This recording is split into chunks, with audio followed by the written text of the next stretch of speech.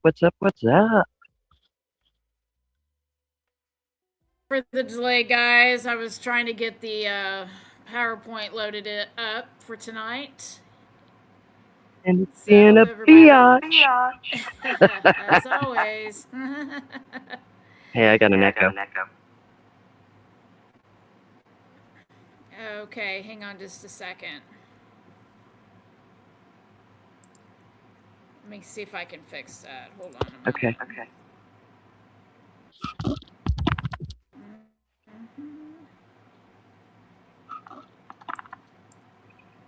Hey, Christina, did you get the link? There, that's better. Whatever you did. Nope. Nope, not better. Okay. I think you might need to adjust something on your end. I gotcha. So hope everybody is having a great weekend. Again, sorry for the little delay there. Waiting on Christina to come in. We've got a really good show tonight. Lots of things to talk about. You sound like Tony the Tiger right there. I know, I'm a horse. Yep. Let's see. Yep. Ready, raring to go here. I feel like my sound's off. Your sound's off. Like, I'm hearing myself back in my... Oh. Hang on. Yeah. I'm gonna leave the stage and come back in. Okay, don't forget your icon. Let's see who we got in here tonight. Oh, let me go clear back to the top. Let's see. Hey, Critter Mama. Critter Mama's here. Mother of Dragons. Ameth Webster. Nice to see you. Me Monday. Hey, Prof, what's going on? Well, hey, Deb, what's going on? Smoky Mountain Robin. Pertinent. Lita Joe. Nancy Drew. Let's see. Mother of Dragons, if I didn't already say that. Hey, Rock Crusher, what's going on? Hello, Jane Penny. Nice to see you, Jane Penny. She's been waiting for like days for this. Sorry we couldn't get to that. Sorry we didn't do a live on during the week. We were tired. It's been a long week for me. It has. Dom, good to see you. Swade Smith, good to see you too. What's up, Goddess? Good to see you. We got Mustang. Oh, and Christina's starting to come in here, so I'm gonna get Christina. What's up, Christina? Oh, hey, Christina. Yeah, I think I named everybody. If I didn't, holler at me and I'll shout you out. So we're gonna get going since we already had a delay. I'm gonna bring Christina in here in a sec, and you want to tell them a little bit about what we're gonna talk about tonight?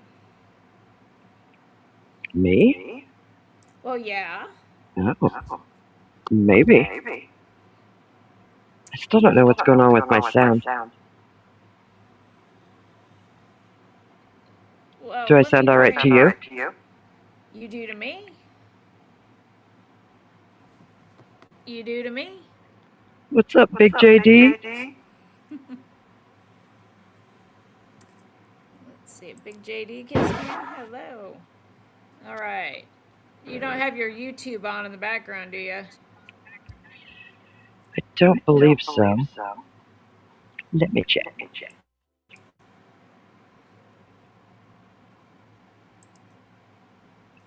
Nope.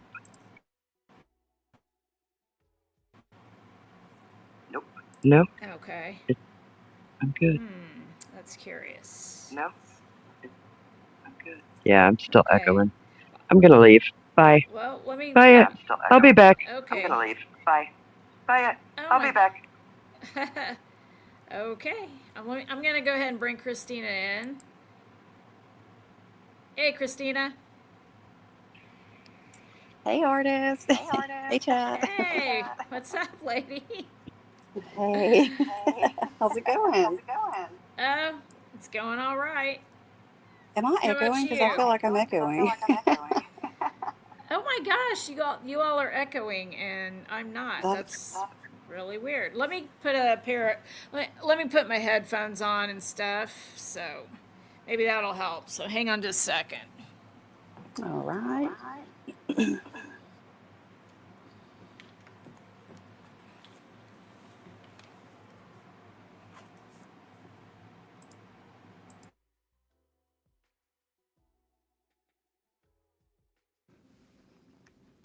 What's up, chat? I don't know if I'm still echoing. I'm going to test it. Test 1, 2. Hey, girl. Hey. Oh, hey, Christina. How you doing, my friend Christina? I'm good. I'm chilling Meeting with up the on a cat. Saturday again, Christina. I know. I got my kitty beside me. I don't know if you can hear him. He's purring so loud. Aw. I don't know. He's. Did, Mhm. did the echo go away, That fixed it. guys? I don't hear an echo now. I don't Okay. hear an echo either. Awesome. All right. No What's going on? delay. Oh my goodness. Wow. Wow. What? Well, What? at least something's going good. What's up, Gizmo and Sunflower Soul? Good to see you guys too. Solved. That's right, Prof. What's up, Matt Payton? Matt Payton. All right. So let's tell them what we're going to talk about tonight. We are going to go a little further into um, our our our theories that consist of a parallel investigation that's going on. Yeah, that's what we're going to talk about. Hang on just a second. Yeah, we're going to talk a lot about Christina's theory and then. Um, Well, the, yeah. Sorry, I had to clear my throat there. I'm looking for that email she sent me today. I know a lot of you guys have been curious. I've heard a lot of, so what is the theory? What is the theory? What is the theory? And maybe we weren't clear. it, when we say our theory on this case,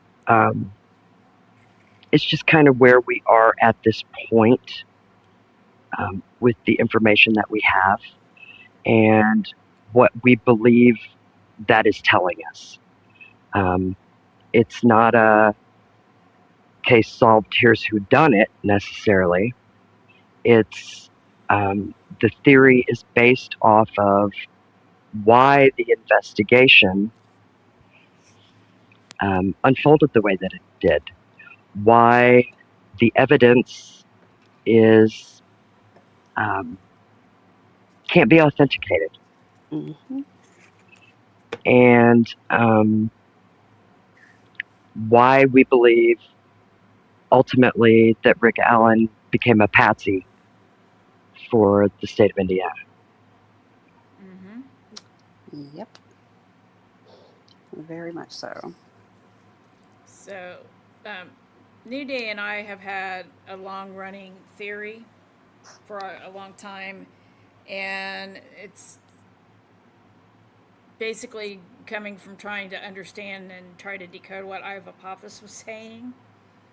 And when we started talking to Christina, and Christina goes through documents, she's got a really good eye for catching weirdness in the documents. And as we were all talking, and the more we talked, things she would say seemed to hit notes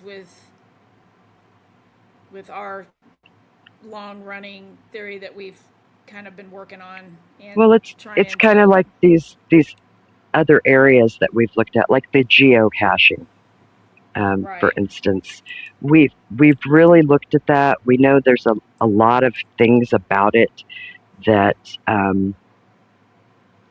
are connected to this case, um, with maps that are embedded in images, and there's a reason it was brought up. There's a reason lots of things have been scrubbed, deleted, and we think that we have an idea of what that reason may be.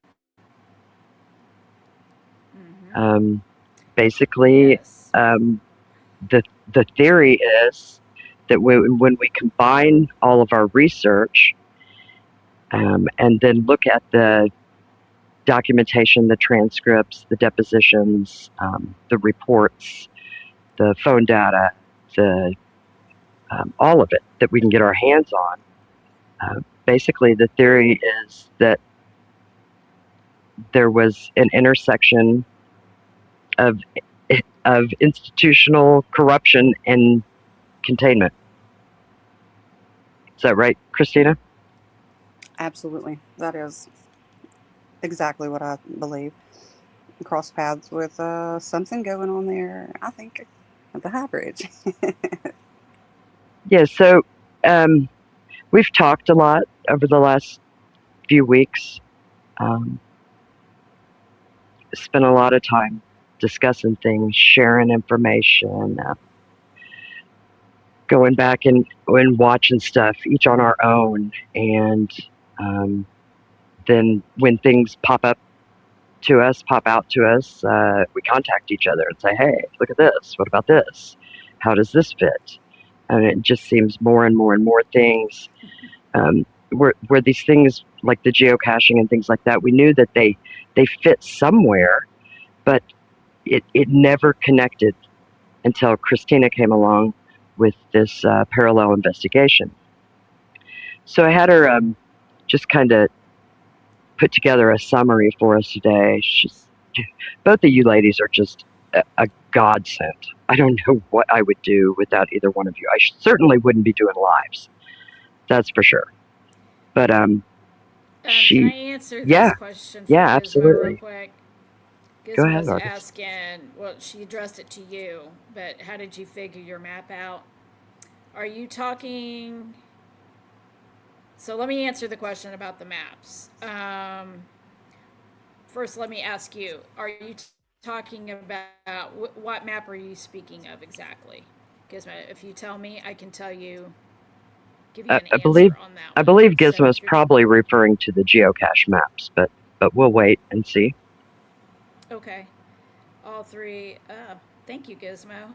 Yeah, let me know what map if you're talking about the maps that we believe are overlaid and in the bridge guy bridge foot photos. Yes, the maps. Okay, so just by looking really hard at different like the topographical maps of certain geocache locations, areas, things like that, just kind of matching them up with anomalies in the bridge guy images, the Bridgefoot GIF, as I call it.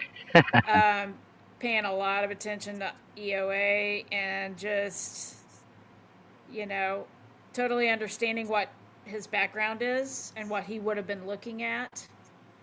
And those are things that he would have been looking at were anomalies of the on the earth from above. So that's basically, I mean, that's the best explanation I can give for it. It's just Yeah, by really painstakingly looking at things, and yeah, that's basically how. yeah. Artist has got a great eye because she really is an artist, and yeah, she gets laser focused on something too. She just started doing overlays with those maps on um, the BG footage, the BG image. It's where that ADHD or Yeah, AD. Oh man, it's a It is. blessing and a curse. It is. I know. That's all I get so pulled into stuff. Yeah, I mean, the best way I can describe it is when you see things that don't look like they belong, like in the clothing, the lighting. Obviously, you see other images in there. There's things embedded in there, and all these photographs. And New Day, I mean, this week too, we just took regular photographs that we took and like blew them up and checked them out with forensically. And how many anomalies did we find, New Day? None. Exactly. And which photos did you say again? We just We just took random photos Oh, that we took. gotcha. Okay, well, and yeah, and looked at them with the forensically app. There's no anomalies in it. well, I'll be. So yeah, But all these Delphi photos, no, it's something in every one of them. It seems so. It's Oh, they're just so full of bizarre. it, just full of it, full of them, over and over and Mm-mm. over again. It's crazy. yeah, that's the masking, Mm-hmm. and it's to keep because you came across something very interesting that you told me tonight, artist, about images um, with that are embedded with. Um, Oh yeah, we'll be getting into that. Yeah, we're gonna I'll, talk a I'll just lot tonight about how metadata can be Oh, completely buried inside and how law enforcement uses that to find people in most cases. oh, that's what they do with CSAM. Mm-hmm. yeah, That Exactly. yeah. That's Yep. that's why that's where this is leading. See, everybody keeps asking, "Where's the Dropbox? Where'd the Dropbox go? Where'd the Dropbox go?" Well, we think we found the Dropbox, guys. Yeah, mhm. we don't So believe that all drop boxes are digital. Yeah, no, that's what a lot of people do think. Yeah, I think we're finding that it's sort of a like an umbrella term. It seems that law enforcement may be using. So yes, yeah, yes, yes, Well, hmm and people think CSAM and they automatically think over the internet. right. And hmm so, but we propose that there's an alternative to that digital Dropbox. At right. least those existed, Yep. obviously, but we think that there's other ones too. And we think that that might be why Christina's theory of a parallel investigation came into play. So we're going to get into that now. And Yeah. So let me go through this this summary with you guys, and it really it breaks down into actually 5 parts that we're going to look at over the course of the next few weeks. We're going to touch on one at a time, and each part there are several reasons why we that lead us to believe that we're over the target with this, and that this is exactly what has happened. Um, where we go from there, hell if I know. We But shall see. um, once we have some, let's just go from here. We believe that Richard Allen was used as a scapegoat in order to cover up a highly compromised multi agency investigation that intersected with an active federal surveillance operation. yes, Specifically, something like a known CSAM distribution ring being actively monitored by the FBI or the Department of Homeland Security. And when you look at the trial exhibits and the behavior of the local officials, it becomes crystal clear that the official February 13th timeline was manufactured to protect a localized network and hide an institutional failure. yes. And That's the theory. In a nutshell, that's the theory. we're not sure. I have my doubts that CSAM was the only thing that the federal government was tracking. I think that's part of it, for sure. Drugs, weapons. Could God knows what. Um, but that's what we think that they were finding. That's why we think that they were so hardcore on finding the phones, Right. and you know, yeah, we'll talk about that too. How basically they were all out there looking for damn phones, not girls, phones. Yep. Yeah. Devices. That's right. And we believe that one of those devices was directly taken by the FBI, um, because of what it would have contained. Yeah, I have some more screenshots and stuff, and things from the transcript. Also, that I believe um, confirm that the phone was seized and taken. Any extractions and all, they Mm-hmm. would be provided. The actual reports or whatever it is, those would be just given to the local law enforcement, and they just kind of word it so that it sounds like they did the extractions. But I don't know for a fact they don't, because I think some of them haven't been. I think they're confidential, like a couple of them. But there's some other things that really give some really good hints. Um, there's some Smoky Mountain saying in Smoky Mountain. We can actually address this later as we get into it. But Smoky's asking, wouldn't framing an innocent man draw more attention? There's actually a thing about that that Christina can um, tell you about. yeah, I mean, not really. They have qualified immunity in most of this, and the odds of them paying for their fuckery is generally, I mean, from what I've seen, it's just not very often, unless you can prove like willful type stuff from everything I've read. But we're not done yet. We're gonna do everything we can Oh yeah. Mm-hmm. to make sure some folks pay. Hopefully, fingers crossed. Yeah, yeah. Yeah, this is an ever evolving thing. These are the two things that we really believe are a big part of this, and one kind of explains the other in many ways. Um, there's still parts that we're not sure about, like why what how do I even say this? What groups were involved? Who all was involved? And what made those girls a target? Because I believe that they were, at least one of them. I think actually both of them were. That wasn't on accident. That wasn't a random thing, in my opinion. Um, I don't know what you two think, but I don't know what to think about any of that. I can just speculate. right. Um, Yeah, I feel about the same. I have a couple of thoughts on that. I can share that if you want. Oh yeah, sure. go, Briefly. yeah. Yeah. You're free to. Yeah. Sure. I pretty much, the one thing that I'm not positive on, but I feel like it's maybe a strong uh, contender, is where I think that they may have stumbled upon somebody who may have been tending to the geocache or the Dropbox. Mm-hmm.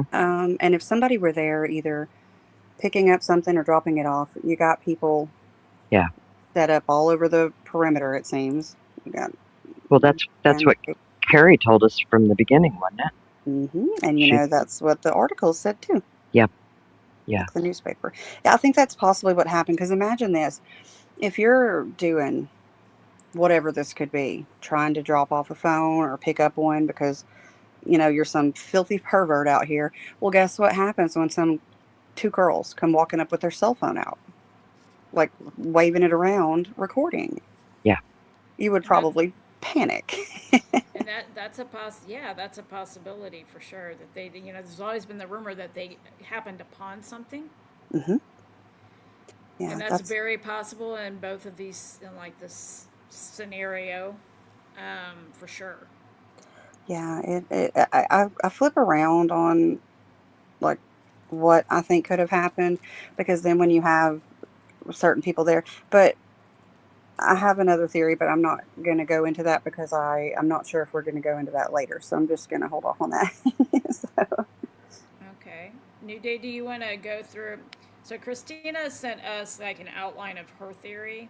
Do you want New Day to kind of read through that and then you Yeah, elaborate what on I'd it, like or to how would do you is, like to? yeah, go through each part, and we'll just get through as much as we can. Like, um, I- I'll read through, and then we'll touch on the points of of the reasons that we believe that the statements in each part are why we believe they point to these things. And then as we break down each one, each of us can discuss a little bit about what our findings are, how that ties in, things like that. And let's get the chat involved too in it, you know? sounds good.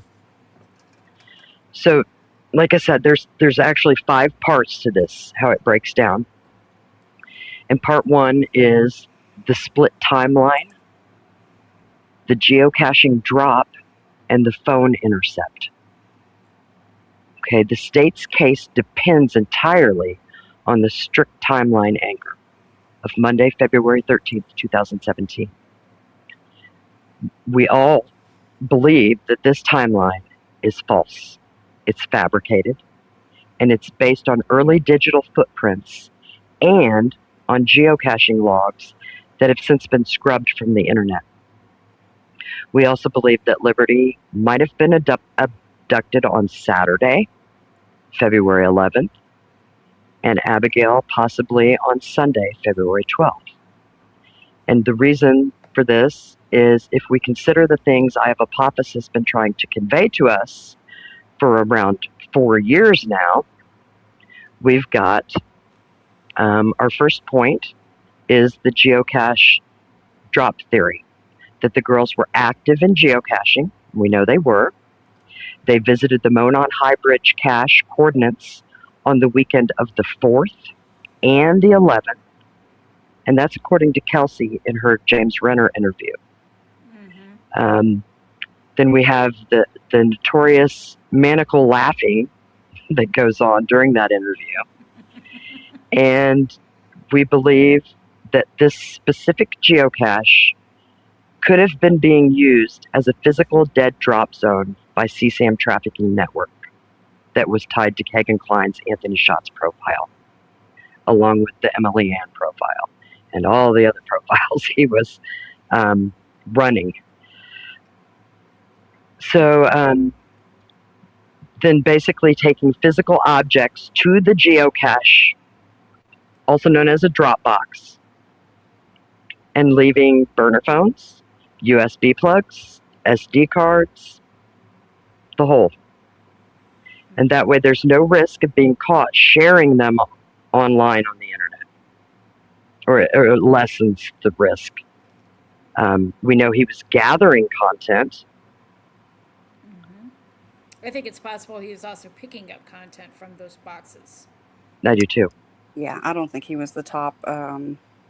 You know, I don't know the word. He wasn't the genius who started this. You know what I mean? I don't believe he was either. Somebody else built these sites, I think, and they sold them off to people to run them. That's my theory. That's that's And actually possible. yeah. That he chose to do it after that was how he maybe accessed it the first time. Maybe. Mm-hmm. And I believe they were using minors to solicit other minors Yes. to gather content. Yeah, that's true. I mean, they were sending it to him. They thought he was a model.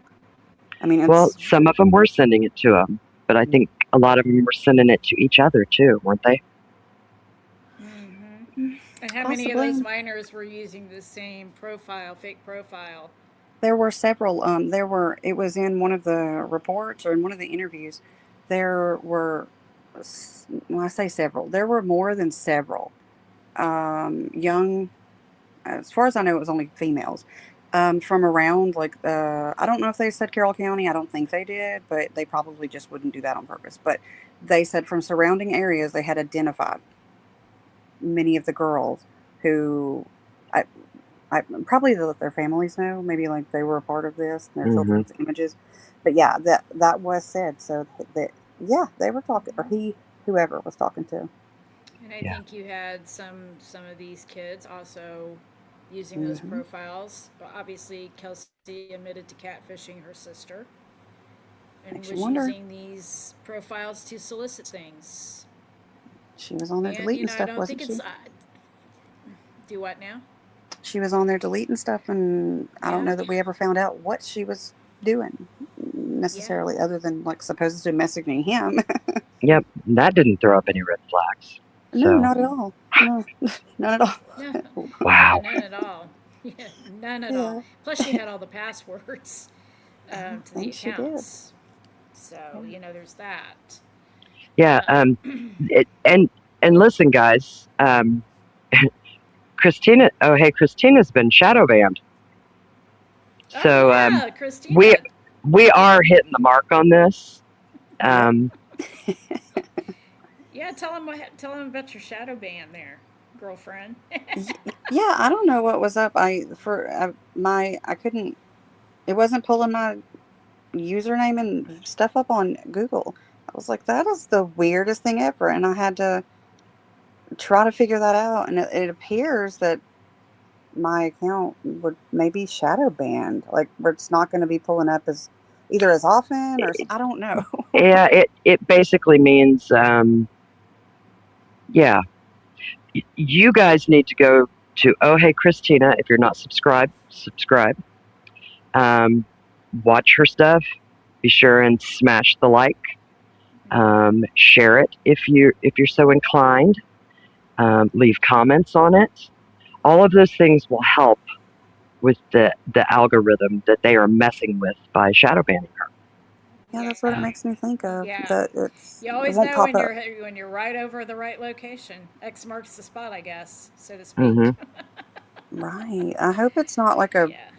I hope it's not like something that stays, or I hope it. I don't know how that works. I'm not real sure.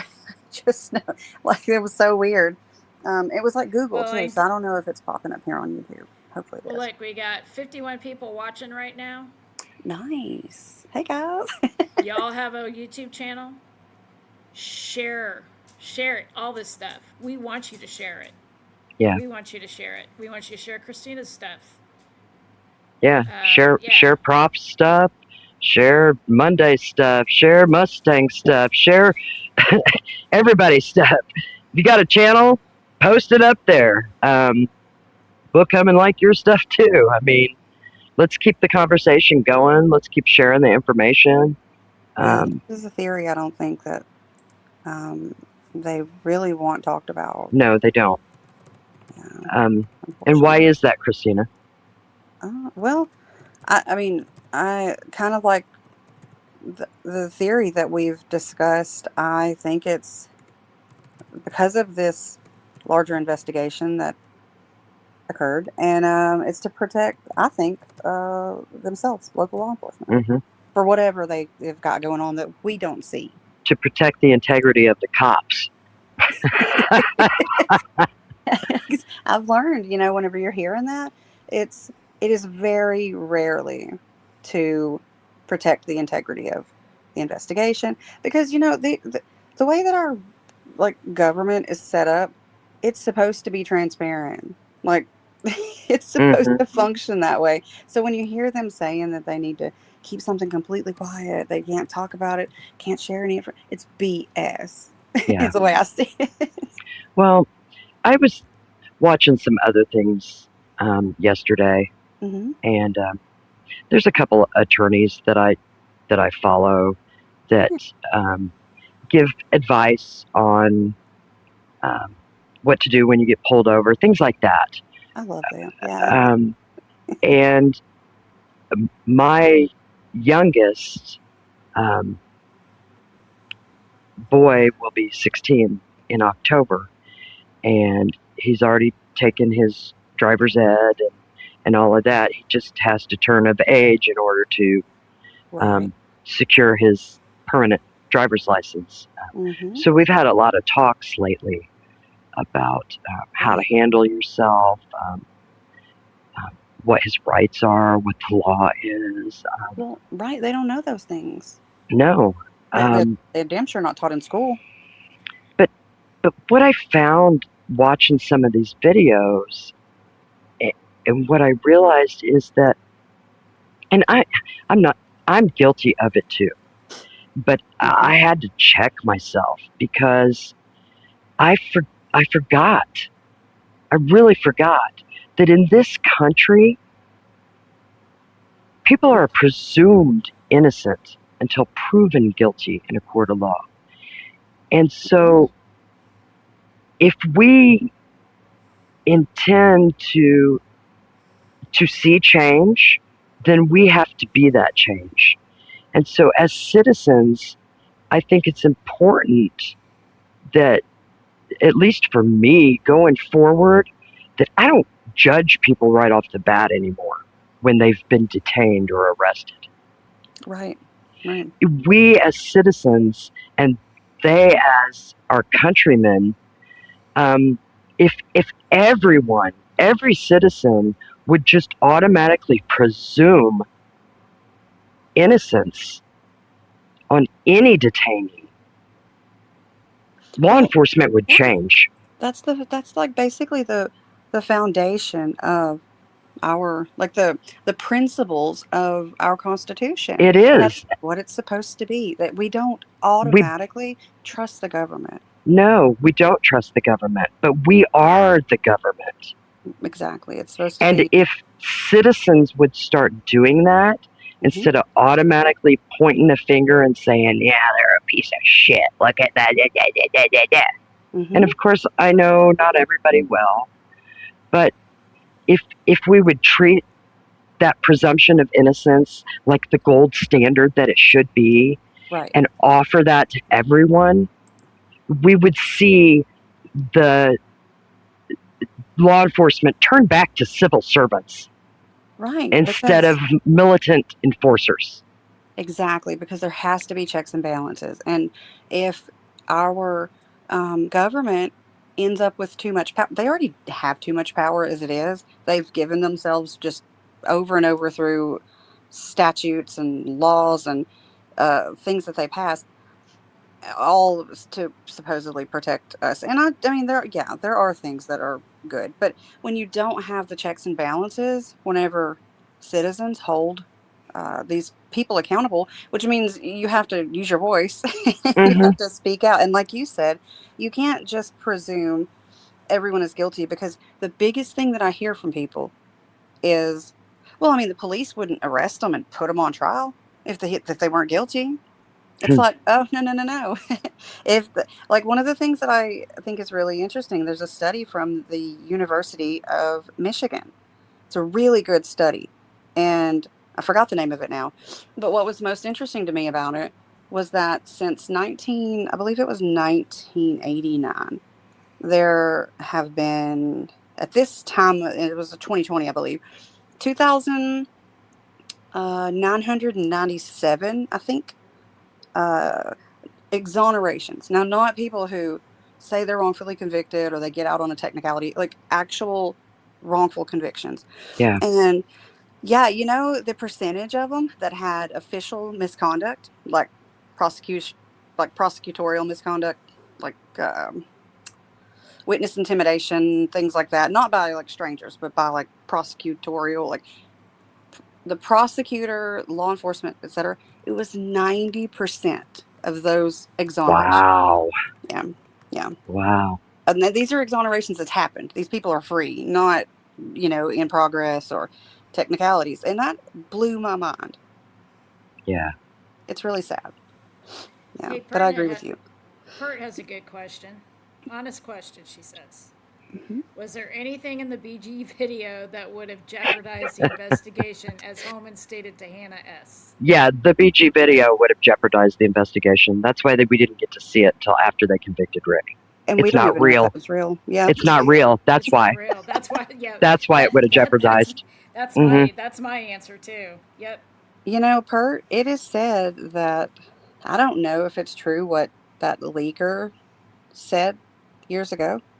Um, said that, what was it? That they were told they were under arrest and to go down the hill. And I don't know if that's true, but that was these texts. That was a rumor in the beginning. Mm-hmm.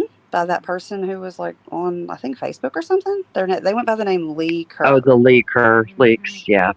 Yeah, and I don't know how true that some of that stuff seemed out there, but then again, it it makes you wonder. And it was said in that interaction in the video that the one of the girls, or I don't know if it was both, had basically asked if they could, just if they could let them go. And they said they wouldn't, or something like that. The person told them they wouldn't. I don't know if that's true, but I mean, who else would they want to protect other than themselves? If the VG video is even real. If it's something like that, it makes sense why they won't release it. Yeah. Mm-hmm. Yeah. Yeah, Um, Lee Kerr has kind of a dubious history. So Really? I'm not real super familiar with it. yeah, I think it was more of yeah. a distraction, really. Um, Oh, you interesting. know, Well, it, if Adrian's putting up who that might have been, so go back and read the chat later. Oh, is Adrian? Hey, Adrian. I didn't know. I need to look at the Yeah, chat. she yeah, just came in. She came yeah. in a Who's little your bit cold late. case or Matt Sullivan Oh, partnering there up you with go. Mike Thomas? Maybe. Oh, Yeah. well, I mean, yeah, they've had some interesting information, but I tend to believe David Erskine, though. I do. I believe David Erskine, even Eric Williams. Yeah, Um, yep. I do believe David. Mm. I do. So, did you have more of of yeah, yeah, Christina's? yeah. Oh, yeah. We've got lots more to go over. So then, the next the next bullet point then in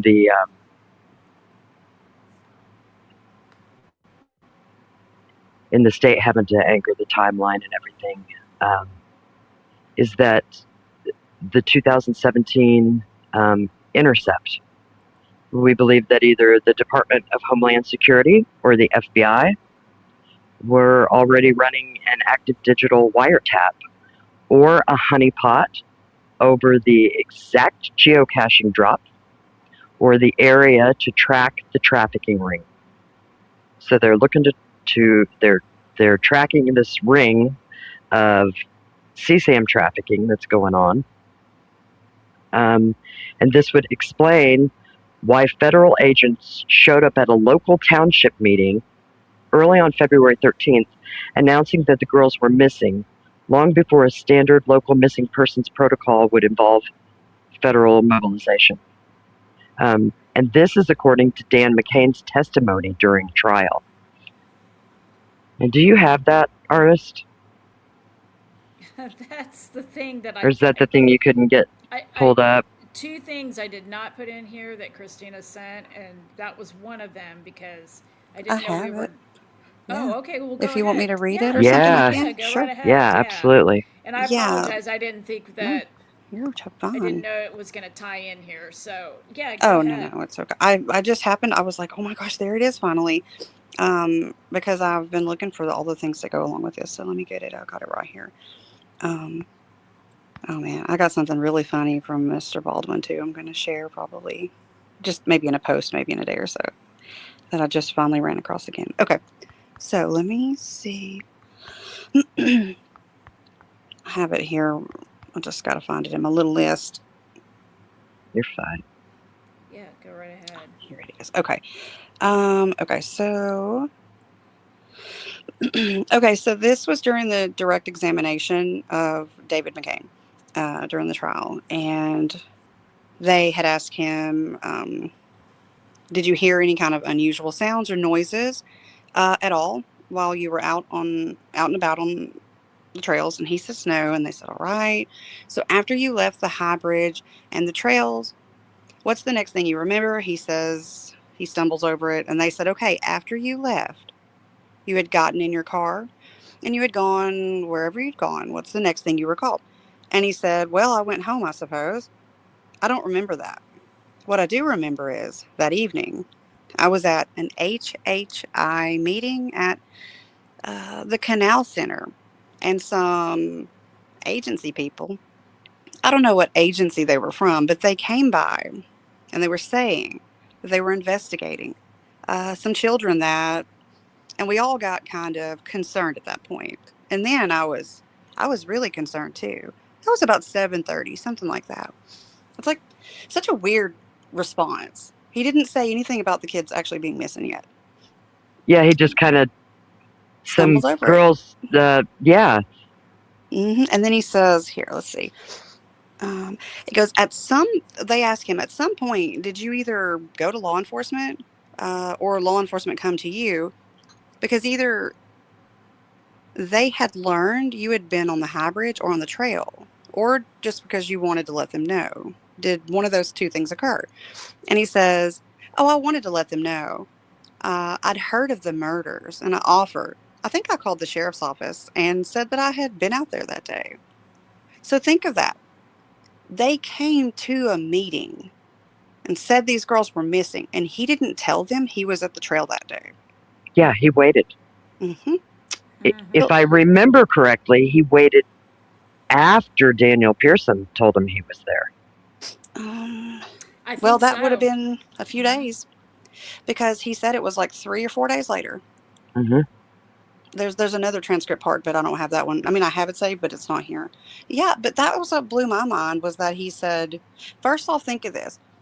You don't have federal agents just going around to random meetings.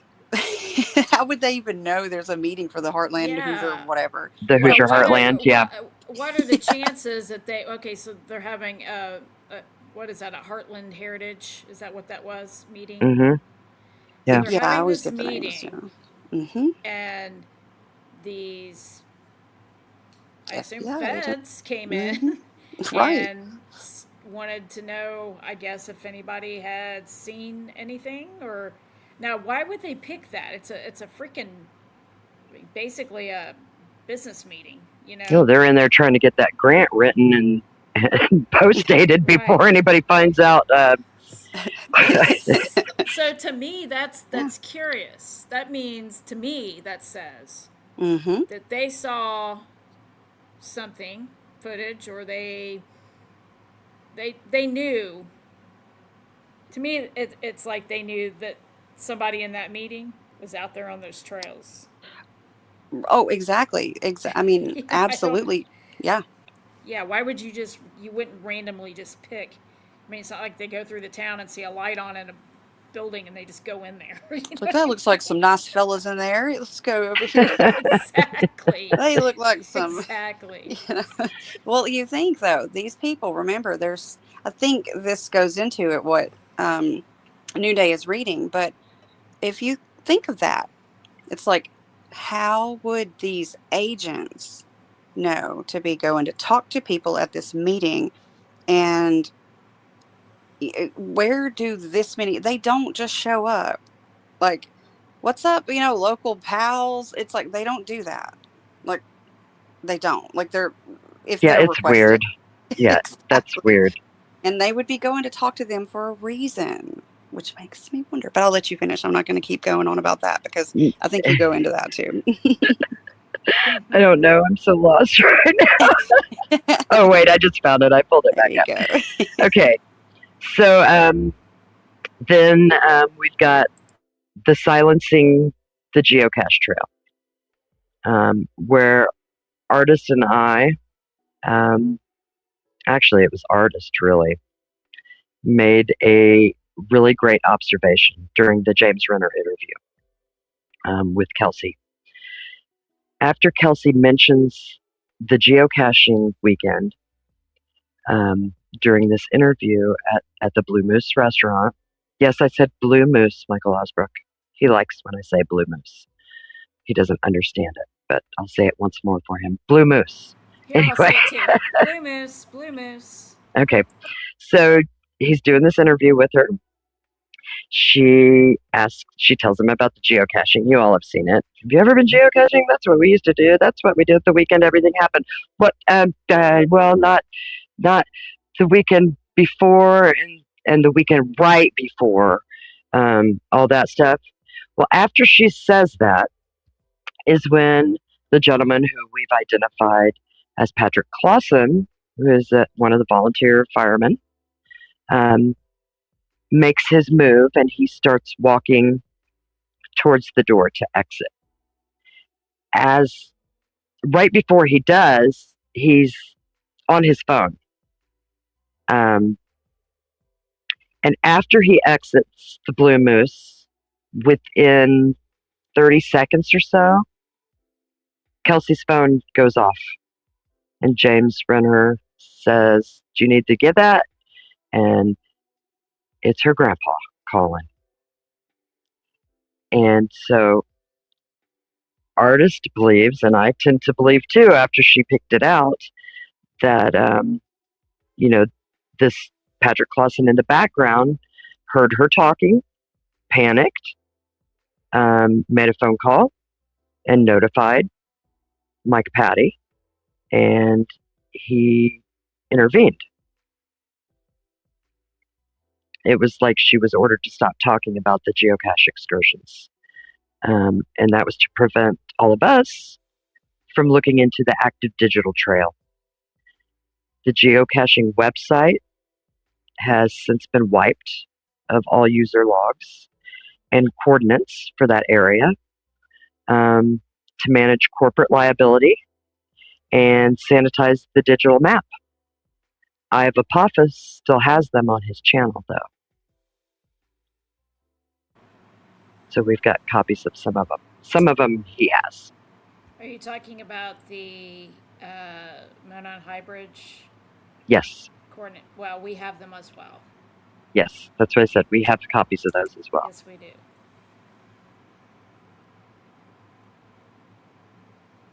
So, you want to speak on any of that, either one of you? I don't know that I have anything new to add or Okay. anything additional. Yeah. Yeah, I think that's pretty plain, pretty. All right. Let's go on then to part 2. The midnight operations and the evidence destruction. The actions of the Carroll County Sheriff's Department on the night of February 13th and the morning of February 14th proved to us that they were executing a digital containment mission, not a rescue of missing persons.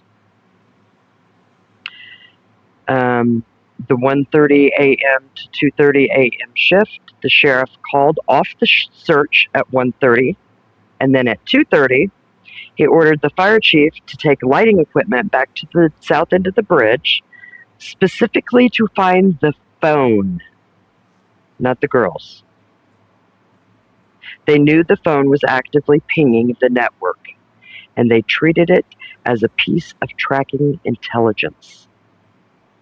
Meanwhile, Mullen, he'd gone and taken over Carroll County Sheriff's Office dispatch, and he sent the experienced dispatchers out onto the trails.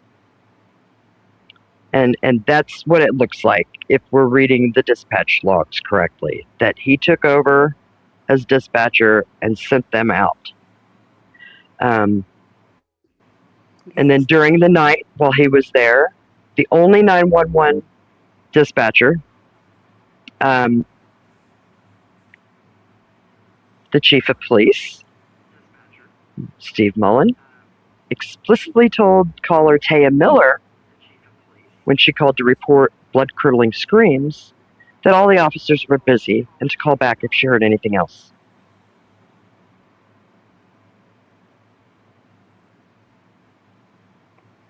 Yeah, I sent those logs. You guys may have already had them too. I think y'all said y'all did, but yeah, that's what shows in those logs. Yeah. It shows because it actually has their initials and all, or their part of their name. And that would be a perfect way to keep other, you know, random dispatchers from knowing what's going on. But if this were, well, we know for a fact, like Mullen says this on the stand, that he was at home, he got this call, and he said he went to the sheriff's office to see if he could help, and he took over dispatch. That was at mm, like sometime like around 6 maybe. I'll have to look back at the papers. But think of that. How soon, like how quickly after they were reported missing, around 5:30 or 5:20 or so, how quickly he goes and takes over that, basically, um, like filtering what goes into these logs. And we don't actually have the actual logs.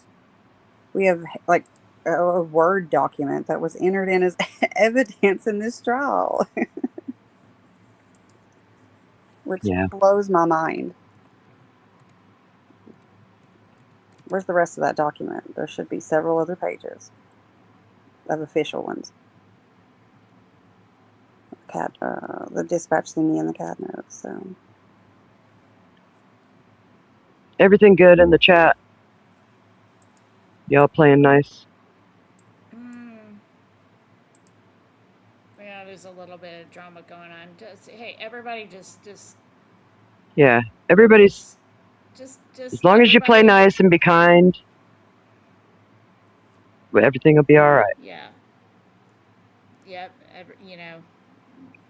Let's, if you want to. This is important stuff, and Yeah, if you want to dig at each other, do that on your own time somewhere else. Right. Well, Dom, you're going to have to be nice, or you're going to have to go home. Bye-bye.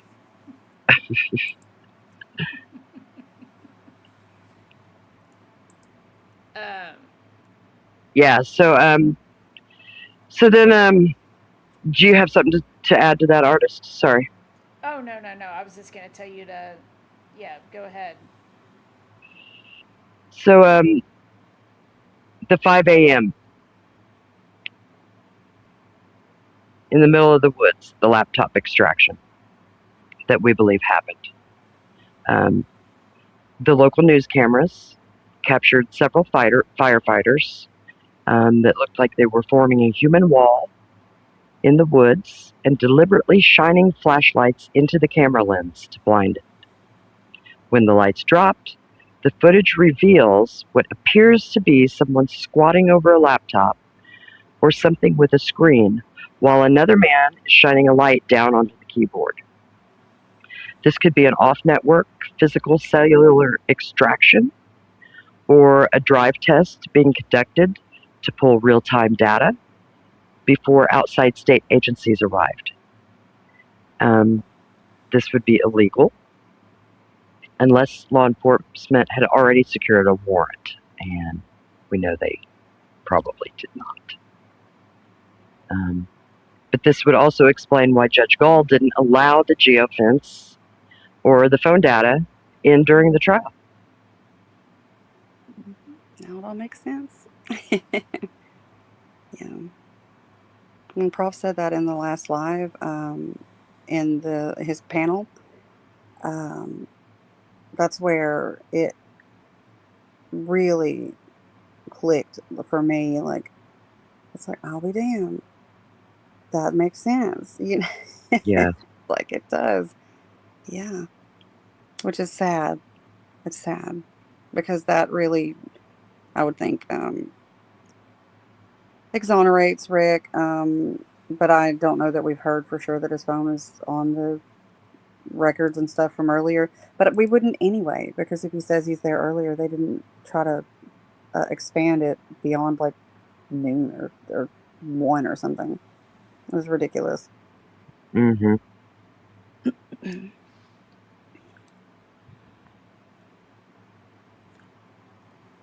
Do you want to? Do you have anything to add to that, New Day, or? No, I think to me, that's exactly what's happening. I mean, we've looked at those images, um, and again, it's something else that Eye of Apophis has shown us in the past. I didn't know what the hell it was I was looking at then. The first few times I saw it, but after Christina brought this parallel investigation theory in, where the feds are investigating and watching this area already where these girls are left and dumped. Um, and artists and I have talked a long time about there's a power struggle going on up there. Um, Guys, I don't like the drama. Y'all need to just squash it. Okay? That's not what we're here for.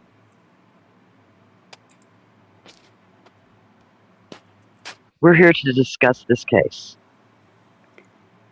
Yeah, this is important, or at least we feel it is. And I don't want anybody beating up on my mod and her feeling like she's got to defend herself. I don't want anybody beating up on anybody, so not in here. We get enough of that shit. Please have your discussions about your personal feelings for each other on your own time. Please. Thank you. So then Steve Mullen comes along, and 77 days just wipes the hard drive. Here we've got the Delphi chief of police admitting to losing or destroying 77 days worth of murder investigation interviews. His explanation was that he jammed a fully recorded hard drive back into a running DVR system when the FBI showed up to collect it, causing it to automatically reformat. He then claimed he used a data recovery device from China. China, I wish I could talk like Trump, but I can't. China. Anyway. China. How's that? He then claimed he used a data recovery device from China that successfully recovered the video, but permanently deleted all of the audio.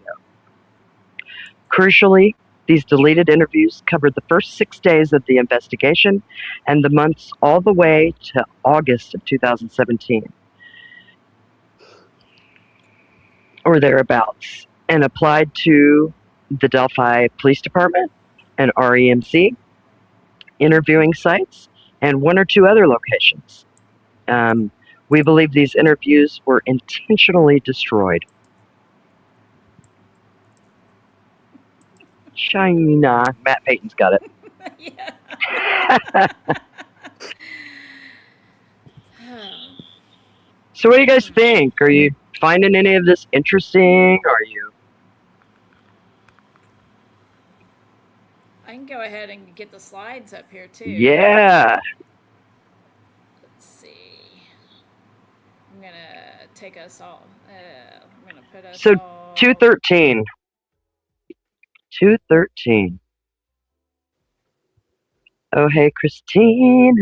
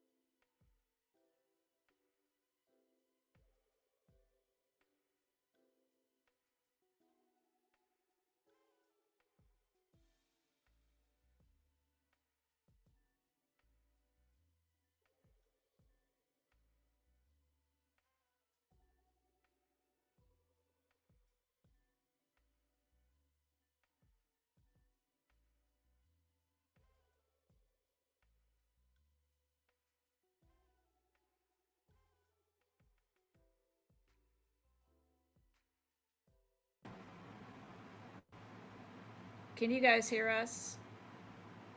Let me know.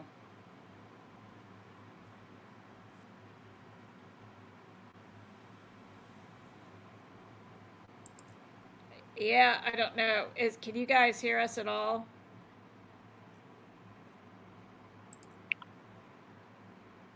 Can you hear me? Yeah, Oh, you're okay, good. good. Yep, you're good now. Yeah, my bad. Let me put Christina back up here. Maybe we got to stay up here. I didn't think we had to, but maybe we do. Hang on a minute. Let me put. Oh no, Christina, come back. I don't know where Christina. Oh, there she is. I don't know what happened. It said I was here. Hi.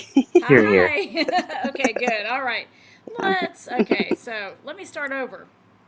These pictures, the helicopter footage pictures, which have always been interesting, and there's been lots of interesting discussions about these things. These are a couple that were exhibits at trial, right, Christina, if I'm correct? Yeah, those actually came from the appeal clerk record, so they're nice. They have nice color. They're not black and white like the other things. Right, right. Those look nice. These are interesting to me too, though. Like they're very clear, and it's kind of it's weird. It's like I don't. It's hard to tell what they're doing. I don't really Well, know you what time of pointed day out it that is. this guy in the front here, which is what I was saying when I thought the volume was still okay, Hmm. he's got a camera Oh, okay. I couldn't pointing tell. straight up. Yeah, we like enlarged it, and we can see definitely got a camera. Well, I went in with the Forensically app where Mm-hmm. you can magnify it, and Yeah. yeah, there's three guys standing there, and the one that's closest to us has a camera for sure. The one who's farthest away from us, I believe he has one also, but definitely the one who's closest to us does. Wow. And I also noticed when I went into it that there are some people up in between the trees and stuff. On the right side, you mean? Like on the. Yes. Oh, okay. I found at least three people up there. So That's that's about probably part the of the. clearest shot I've ever seen of this, though. Mm-hmm. This is from trial exhibits, so When I saw them too, I was like, "Whoa!" Like that's how clear it was from the helicopter, and then we got that busted ass, whatever it was they were mhm. like they Can recorded on a potato or something. That's a good way of putting it. can can I ask you a question? Who? You, Me? you, Yeah, Christina, go for yeah. it. Sure. Um, there's two shots, Hmm. right? Yeah. Um, of this scene in the creek from two different angles. Hmm. Why are these trial exhibits? I haven't went back and actually read that, so I'm not even sure. I saw them and literally just saved them the other day because I was like, "Oh, I need to go read and find out." Because I'm honestly, you know what it could have been. What I bet I do know. I bet this is from whenever was it? I think which one was it that went up in the airplane? Was it or the airplane? The helicopter? Was it Datsman? I think it was Datsman. I think it was Datsman. Yeah, I What's think. the other guy's name? Page? Yeah, we have I thought it. Page and Olehi and Datsman, I believe. Okay, I thought it was Page, but I don't know. You've looked at the trial exhibits way more than I have. Girl, they all start trying to say the same thing sometimes. It's like I don't really know, but I think it was Datsman. I think I thought it might have been Page at one point, but I'm pretty sure it's Datsman. And he, if I recall correctly, I do believe I read this, and he was talking about. Remember the strobe light thing? I think that's whenever they showed some of this. Hmm. Maybe not about the strobe light part, but I believe it was during that testimony. Now that I think about it, yeah. I don't really know the purpose otherwise, other than to say that they wanted pictures, like aerial pictures. Yeah. Yeah. Well, this kind of leads into our part three. Mhm. Um, the 9:30 a.m. water discovery and scene staging that we believe occurred. The crime scene presented to the jury, we believe, was an artificial construct designed to corrupt the forensic record and prevent a federal takeover of the case. And the reasons for that are, number one, David Erskine and I can't remember his first name, Kingery. I can't remember it either. It might be. Anyway, Erskine and Kingery, Let's see. their discovery. David Erskine was a volunteer firefighter. He's Abby's uncle. And then there was the other volunteer firefighter is Kingery. And they, Erskine has told us that the victims were actually found between like 9:30 and 10 a.m. He explicitly stated that they found the girls laying unposed in the water near a small island area. Yeah. And of course that comes over the chopper footage too. Somebody reports them in the water, they call it back, and then they're like, they deny that that's accurate. Oh, over the radio chatter? Yeah, over the radio chatter. Mm-hmm. And Erskine made no mention of sticks or posing. Yeah, matter of fact, during that one interview, he actually is. He sounds shocked whenever the guy's talking about these like branches and sticks on them. He's like, I don't know if you guys recall that, but he's like, I don't know. I mean, maybe some leaves. I don't know. I don't remember any sticks. There were branches, so it's like he would remember.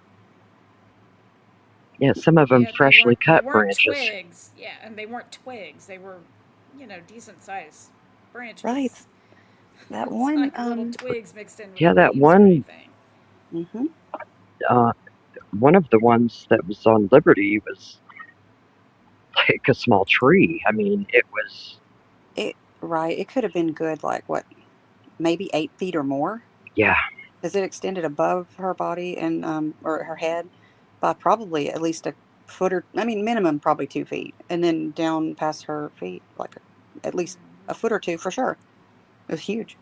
Yeah. Gravel Gertie. Hey, Gravel Gertie, welcome. Gravel Gertie's asking if Erskine lived near the high bridge. They did live close to the bridge, didn't they? I don't know where David lived. He was not familiar with the bridge, so I don't know how close he would have lived, but he didn't know about it, he said in that interview. See, okay, so let me just interject something there. A lot of people say they didn't know about this bridge that lived there. Mm-hmm. Okay, now I'm going to tell you, my father, in his working years, had to go through Delphi on his way to, I don't remember where, but the job that he used to have, he used to do that. And he knew about that damn bridge. And he's not from there. I don't know. I've always thought it weird that nobody knew about this bridge. Yeah, they say some locals have no idea it's there. Yeah. And I mean, I guess if there are locals who don't really venture out, maybe they don't hang in any circles with anybody that really does. Maybe they've just never heard of it. I don't know. It's maybe not. But I mean, like, it seems weird, huh? It seems a little, I don't know, questionable to me. Right. That's what some of the officials have said. Like, oh, so, you wouldn't know. I do wonder. Like, I mean, it seemed like these kids, like according to Kelsey, I think Anna said in one interview that, like, I think she meant total, but like she said there were probably 50 people there that day. Yeah, I've heard 30, I've heard 50, and then then everybody had the lull, and they all ran off at the same time, leaving just 3 people really out there. Yeah, I love that they say that, considering there were like 5 or 6 people literally, like, one of them's pissing off the end of the bridge. One dude's over here snapping pictures. Like, the 2 girls, they did. They went off into the bush to pop I a squat know. together. But I see, mean, to if you me, gotta go. this whole we didn't know the bridge was there, even though we've lived here our whole lives thing, seems Mm-hmm. to me to be one of the pieces of reinforcement for the beginning of, oh, you know, Nobody knew where it nobody was at. knew it, you wouldn't know it was there if you weren't from here. It's, Right. they had this place sounding like it was so hard to find, like it was so hard to find, the terrain is so terrible. We had no problem finding the thing. And it's literally not, like, that treacherous of a terrain when you It's even really go not. in that. Yeah, that's what I was Yeah, thinking. it's not the Alps. They make it sound like the Alps, and it's nowhere near that. I mean, yes, it's a little hilly Yeah. in parts, but yeah, it's nothing that you can't traverse. It may not be the most pleasant It's weird too, where they always talk trip about the down. girls went hiking. Yeah. Yeah, It's like hiking. Like, yeah, to me, hiking is is different than just walking on, like, a trail through town. yeah. So I've just always thought that was weird that everybody's like, oh, so many things. Oh, we didn't know it Yeah. was there. Oh, we know everyone, but then we Well, don't know anybody. I mean, I it's I Mhm. believe it wasn't David, but it was Diane and Eric Erskine that lived That's true. close to the bridge. They do. They live really close. Isn't that where Anna supposedly lived too? Yeah, Anna? Yeah. yeah. I think she was mm-hmm. living in there. I think they were all living together. It was supposed to be Yes.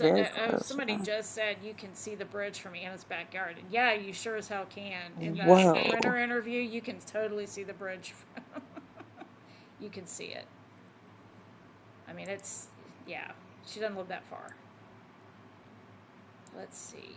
Oh. So what we have up here, I like this. This is one of my favorite things you've ever sent to us, Christina, and that's the attendance record of the, it's like, firefighters.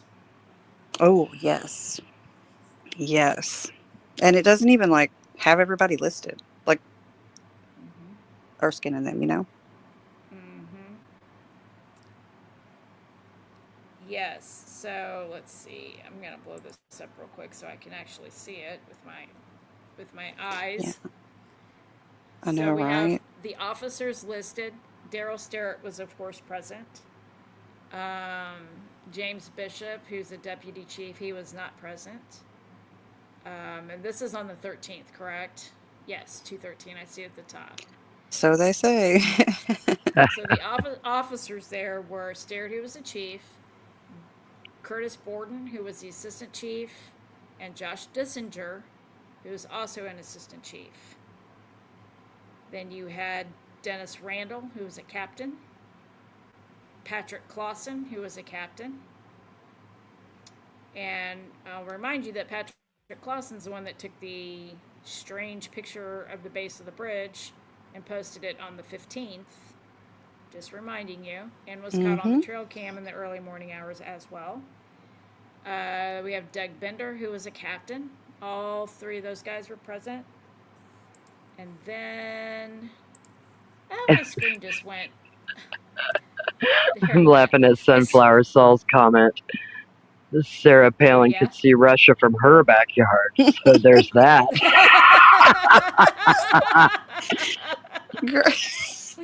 That's a good one. That's a good one.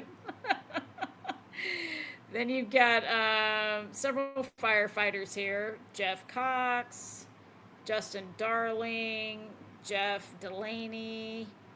Um, I don't know how you say that name. Is it Effin? You fine? Just An- go with. Dissinger. Another effing guy.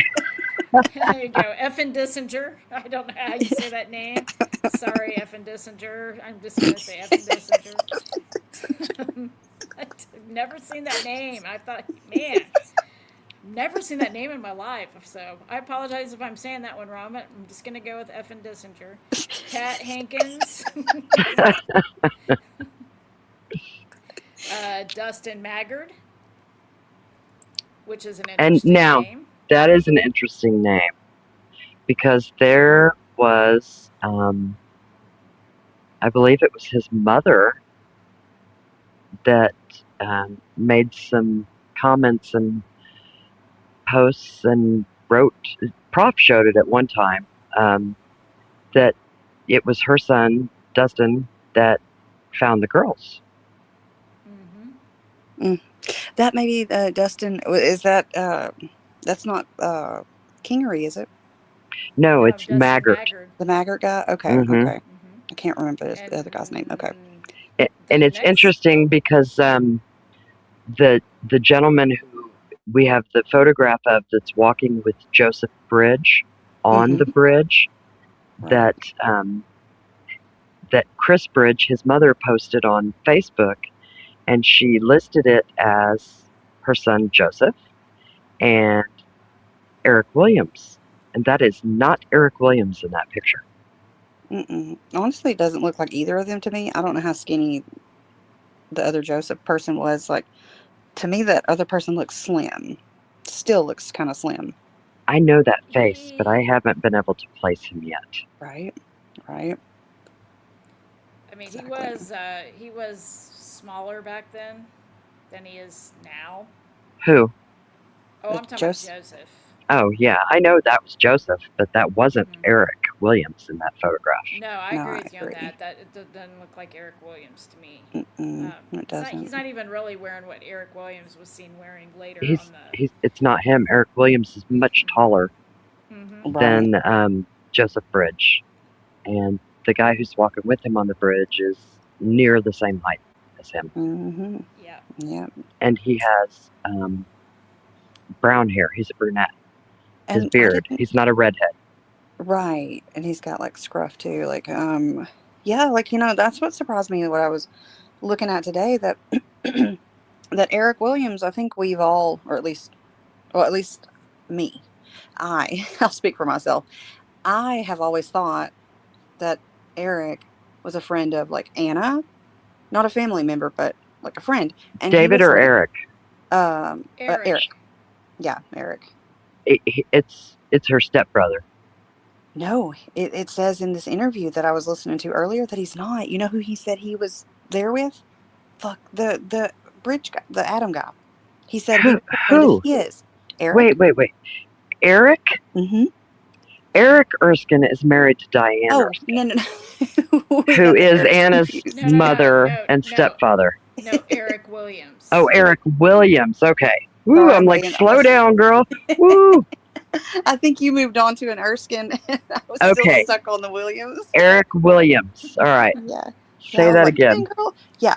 So, Eric Williams, like, I always thought he was like a friend of Anna's, maybe, but I guess it was just me that knew this. I don't know, or didn't know it, but he was a friend of the Adam guys. Joseph. That's why he came there. He's Joseph Bridge's best friend. Eric Williams and Joseph Bridge are best friends. The guy that was at the trails? Yes. The victims, the trash cans of that one, ravines. Okay. That's Eric Williams. He is not related to Anna. Okay, I keep getting the Bridges confused then, damn it. I told you some of them, I cannot lock them in either. Adam is the one that was arrested with the CSAM charges. Joseph is the youngest brother, and he is the motorcycle Abalafia outlaw. and Joseph is the one who is searching with Eric Williams, not Adam. Adam had surgery that day, supposedly. Oh, that's right, because I keep getting their names. That's the same Joseph? Yes. Yeah. Whoa. Yes. That doesn't even look like the same person. It is the same person. That is so weird. Okay. All right. Now, I think I'm following y'all. Okay. I'm a little bit. Oh, it's easy to get. There's a lot of Bridges in this case, too. Lots of Bridges. Yeah. So after Dustin Maggard, we have Ben Mears. We have Bill Schuck, Jeremy Starrett, Michael Thomas, Doug Wilson. Michael Thomas? Mm-hmm. Yeah, well, probationary. So there were Cody Miller was also a probationary firefighter. Then he was not present.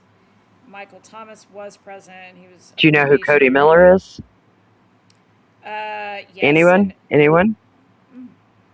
mm, Anyone know who Cody Miller is? Do you know, Christina? Cody Miller. Honestly, Kelly Brown's son. oh geez, I don't even know if I know who Kelly Brown is. Kelly Brown and Julie Melvin. No, you're yeah. kidding me. No, ma'am. Oh He my is the very first guy when the Young Bridge Guy sketch came out that I looked at. Mm-hmm. Whoa. They ran off to Arizona shortly after the murders. Mm-hmm. Oh And wow. yeah, I can't believe I forgot that he name. actually lives back in Indiana now. He's married and has a couple kids and lives in Hamilton County. That is so crazy. No, I can't believe I didn't remember that name. Yeah, Runs his. that's the lady from the Hulu documentary, or was it Hulu? Mm-hmm. Yep. No, maybe it was another documentary. Yes. Was it? I Yes. knew they were in there talking Kelly about that. Brown is the one who was talking to Kagan Klein, She was trying her FaceTiming best, wasn't him. she? Yes, she was. Mm-hmm. Um, That. Yep. Yes, ma'am. they forgot he liked little kids and not grown women who act like children. He was I don't know. just outside of his, you know, age range. She was what in her, oh, Yeah, she's just 40s, outside 50s. of it. Yeah, Yeah, it was by like, about 3.5 decades. oh my God, it's like, At least. yeah, that's like the whole scenario. Disgusting. Okay, Let's. Let me yeah, finish we're my. Let going me. through this log. Yeah. Yeah, let me finish the list. I'm almost there. Okay. Trevor Cox, and then cadets were Jericho Stevens, Elijah Darling, Caleb Kinsler, and Adam Humbarger. Yeah, where's Erskine? So King? Erskine and Kingery aren't on there, are they? They're not even on this roster. Nope. That's why it seems like it's one from another, Uh, this is just a this. totally different one. So it looks like we've got falsification of search logs then, right? Mm-hmm. But they just all they got to do is say, "Look, oops, it was a mistake." They just get it. Does it's like it just doesn't matter, So the and it's second page BS. here, which I just saw today, thanks for sending this over. I didn't know there was page two. I'd seen page one. Mm-hmm. Um, let's see. This was again February 13th. The times it was received at 1901, which would be basically, I think it says 1901, which is 7:01 Mm-hmm. p.m. Page and en route by 7:10. So 9 minutes later, they were en route. Cleared scene at 02:30, which is 2:30 in the morning. They cleared the scene according to the CAD notes Um, at 1:30. Hmm. this is 2:30, and then the Well, yeah. narrative says that the. Mm-hmm. Oh, go ahead, Christina. Oh no, no, no. I was just agreeing. That's you're right. Yeah, the times are times are a little off on everything in this case. I see. There's always some kind of discrepancy going on. So, Delphi Fire Department dispatched to assist Carroll County Sheriff's Office in the search for two missing juveniles. Search on foot was conducted for several hours. I can't see what that says. Before being suspended by the. Ooh, I can't see what this says. Does that say? What does Law that say? enforcement. Does that say enforcement? Law Oh, by enforcement. law enforcement. Mm-hmm. Uh, Due to safety concerns. due to safety reasons. So Reasons, this yeah. has always been my complaint, though. You got a bunch of grown ass men out there, firefighters, Mm-hmm. and they call the search off for two missing girls at, at nighttime on day one, Didn't stare at say, "Oh, my man got to work tomorrow." Yeah, because Like, they're well, mostly okay, volunteers or whatever. yeah. Yeah, Well, they're volunteers, but that's how it works. You go in whenever you're called. You that's could have an right. emergency at 3 in the morning. What are they going to say? You know what? Fuck that wreck, man. My guys need some sleep. It's like, wait, what are you doing?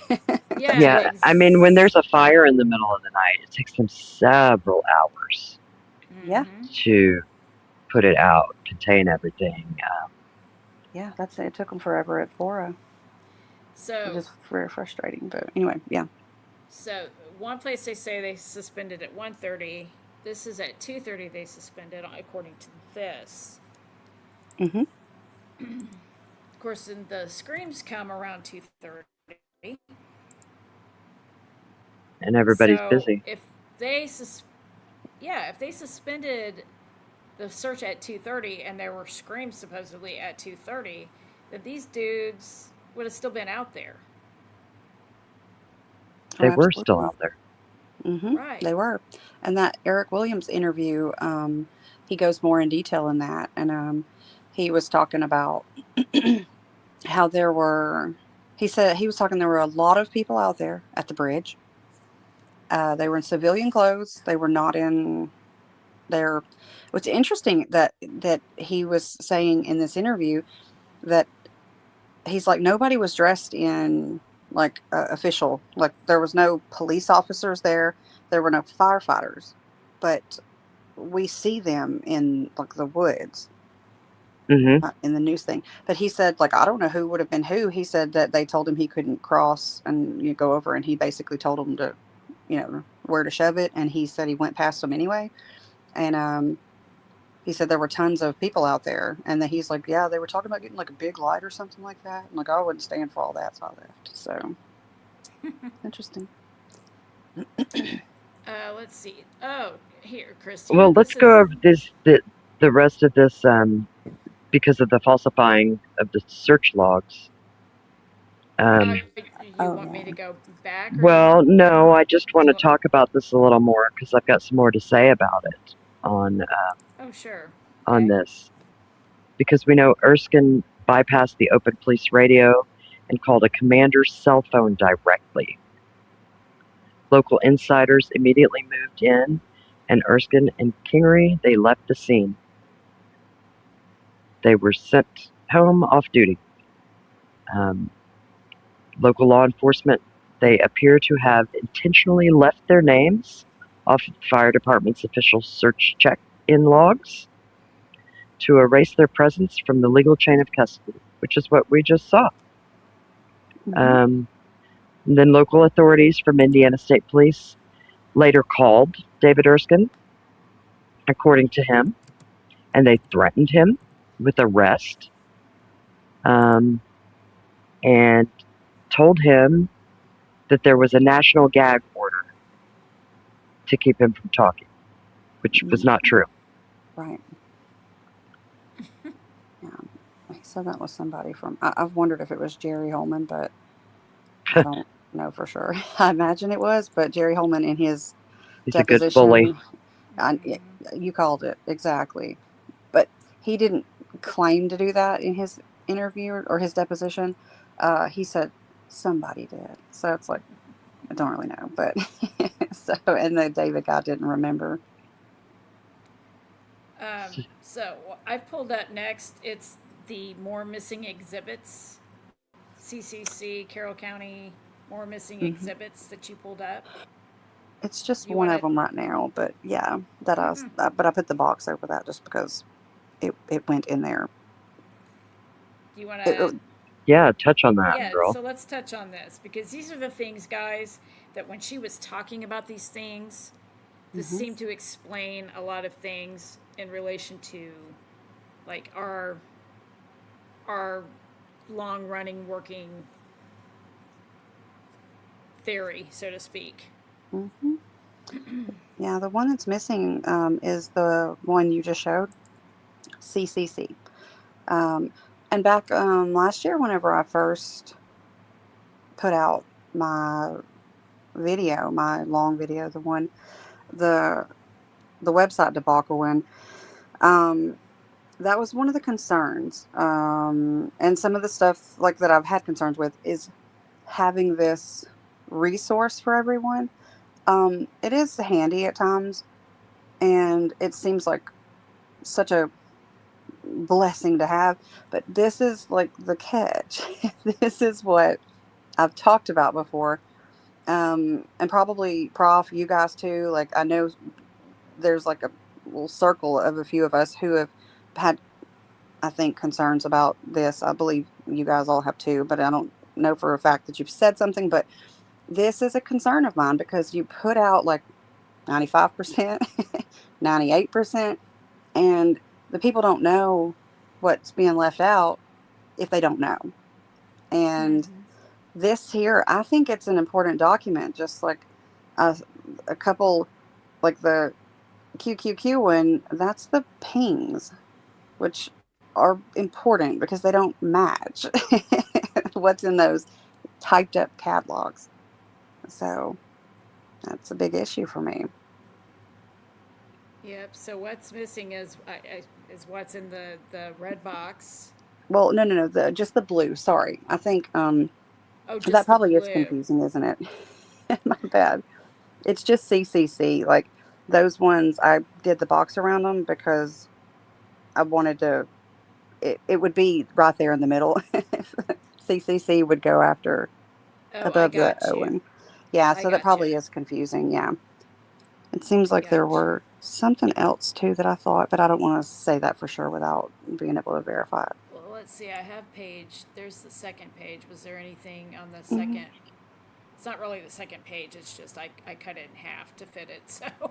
Oh no, you're okay. I want to. I don't think that I've noticed that any of those were wrong, and but I can't say for sure on the others. But all I do remember for a fact was the CCC, and the box is probably actually kind of confusing. But that's why I haven't posted it because it was my own. I was like, that's kind of weird, kind of weird, but It is a yeah. little weird. So, It and is a that was little that weird. searcher list that you just showed. That's what CCC is, and that's Oh, I important. got you.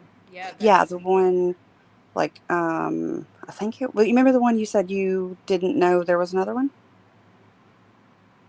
The one you Uh, had on the screen a minute ago with their. the second It was page the. of the report or Mm-hmm. the log. Yeah, I didn't. Yeah, I hadn't seen that till today, and I was like, "Oh, Right. there's a second page." Yeah. That's the thing though. Like if people don't know what's missing, to be able to back like to verify it with something else, Mm-hmm. that's the thing. You don't know it exists, and that's if you look at that list, it's like where are the searchers who actually found their bodies first? So to Mm. me, that's a very important piece of paper that is not on the GitHub. Interesting. Hmm. Let's Thank you, Skip. see. Skip's Yeah. confirming that we were correct when we said that Daniel Pearson contacted law enforcement early on February 14th, before there was even an announcement that the murders had occurred. And Whoa. Dave McCain waited 3 or 4 days after the murders before he contacted law enforcement. Hmm. Dave McCain, Interesting. what'd you say again? I'm sorry, it cut out. I didn't hear you. He waited 3 to 4 days after the Yeah, murders Mm-hmm. were known before yeah. he contacted law enforcement. Mm-hmm. That's what really jumped out to me. It's like, wait a minute. They were there telling you some kids were missing, and you didn't say I was there too? And didn't he retain? Didn't he take that Hmm. time because he retained his attorney? He didn't say in the trial why, but I know that I've heard that he did He lawyer up. consulted. Yep, that's what I heard. I've heard too. Hmm. Which I Which mean, I'm would not mad at him for that either. But it's like, it's this is somebody who is on up there in the community, and Mm-hmm. it's him being out there. He had a lot of not to say he killed somebody. I don't necessarily mean that, but he had a lot of reasons to want to protect that area Yeah. because it was all about the preservation of this. Like it had literally just been entered onto Indiana's top 10 historical landmarks at risk for. Yes, it was on the endangered. Mm-hmm. Yeah, the top Yeah, 10 most endangered landmarks or something like that. Is that right? Yeah. It had just been put on there for 2017. It was getting that. It was dire. It was It's at that it's point. it's dire now. Have you Yeah, seen it? I did. That was wild. That's Oh, crazy. on that note, I watched some drone footage the other day. Just on a side note here, Mm-hmm. I think it was from Court TV. Actually, it was like a year, maybe a little over a year old, according to. Mm. Yeah, it was around the time of the trial. And yeah, yeah, there was not a hole carved out, with about four missing ties in there. Wow. Just a side note. That is unfortunate. I mean, I know Just a it's not side really note. all that. Google AI. Yeah, yeah, exactly. It's, I Yeah, mean, it's a landmark. I mean, it's unfortunate that somebody would go do that to it, do you something know. like that. Yes. Yeah. Yes. And if you guys don't know what we're talking about, Google AI, New Day had like a 2 day argument with Google AI Don't use Google AI. about the Google damn hole. AI. Google AI. Dat be a lie. That's what it is. Yeah, it tried to gaslight New Day by telling her that hole had been there forever. And It's like it's just old and crusted. It's like, hell no, it isn't. oh my gosh. All right, next we have what's Defendants Exhibit 124, and this is uh, a, a note from Dan Doolin about, Oh, yeah, yeah. Oh, We actually have something he wrote down and kept. yeah, well, oh shit.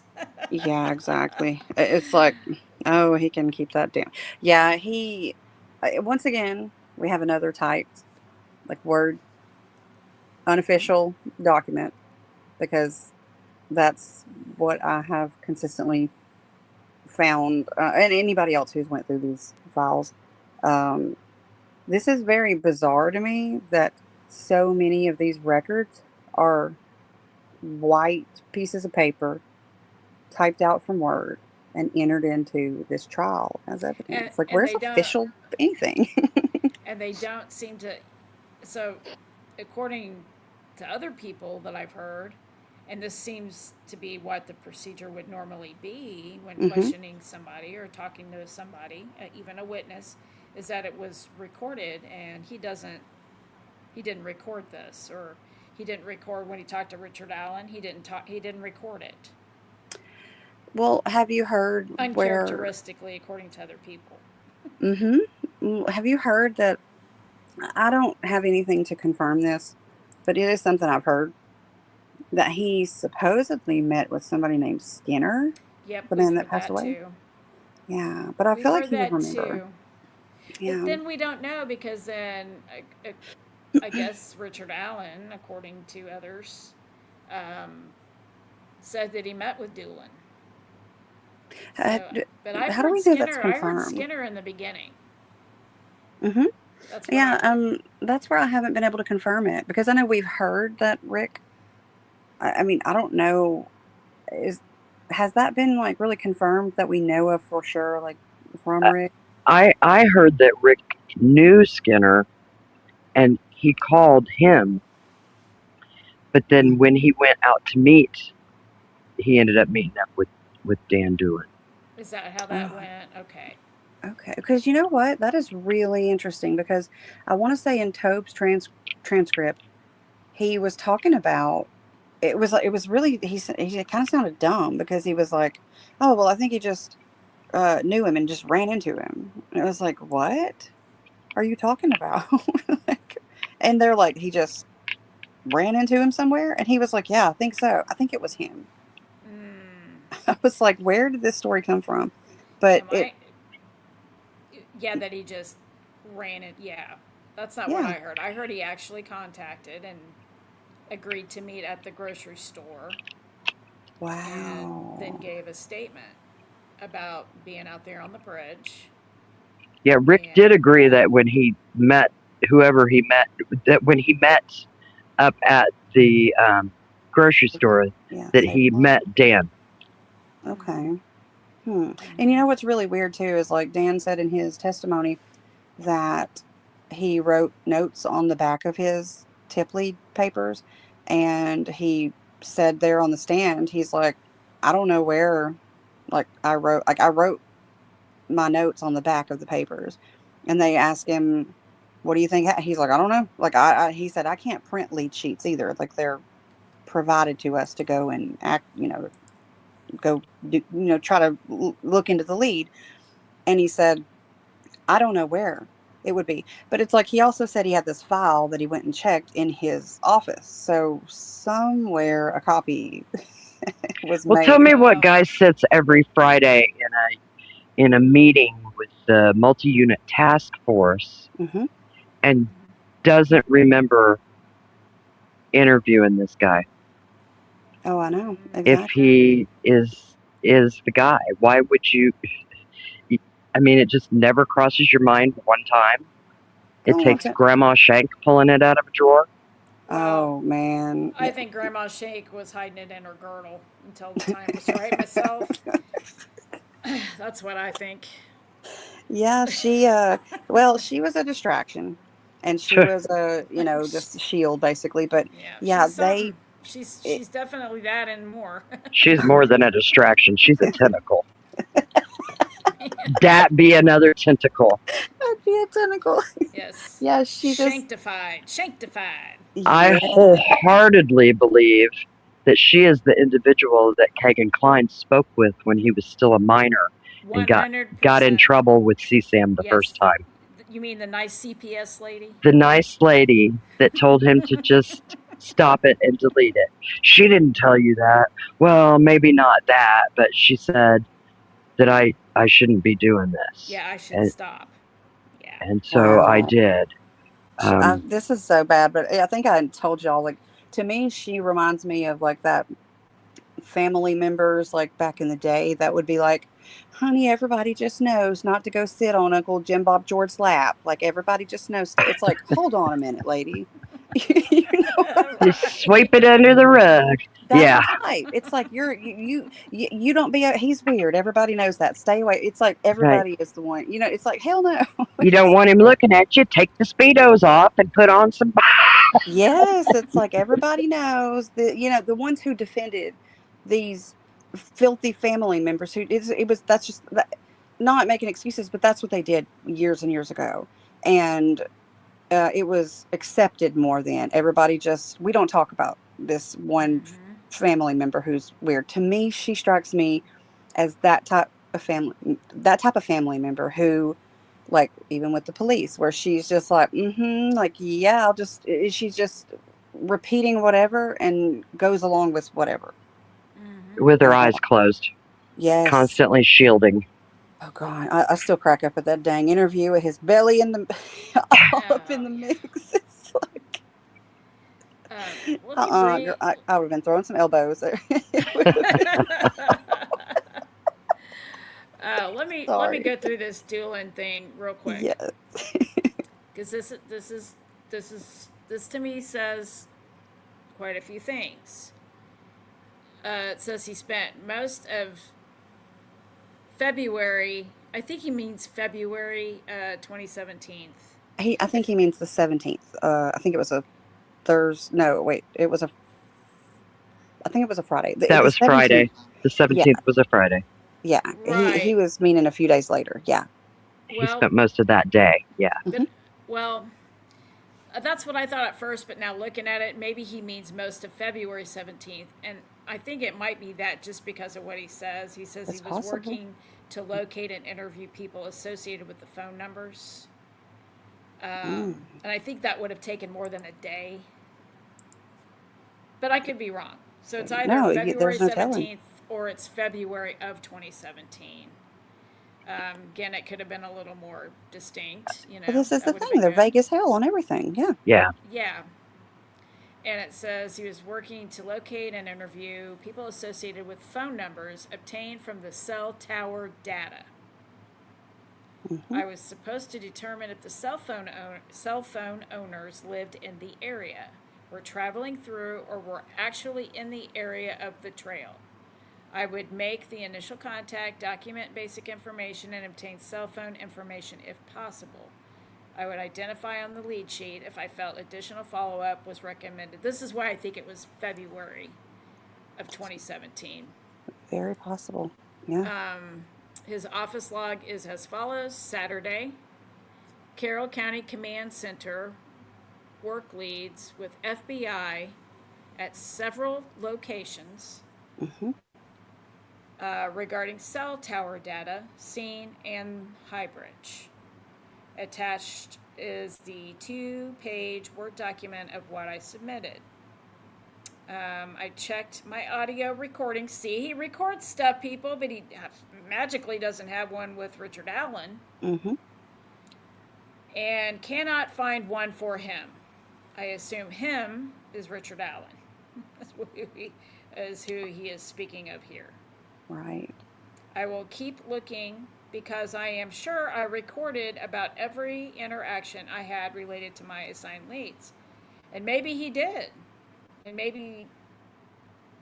I think you made a good point about that. Did you say something about that the other day to me? Where basically it was like, he's saying, I'm sure that I have it or I recorded it, whatever it just said.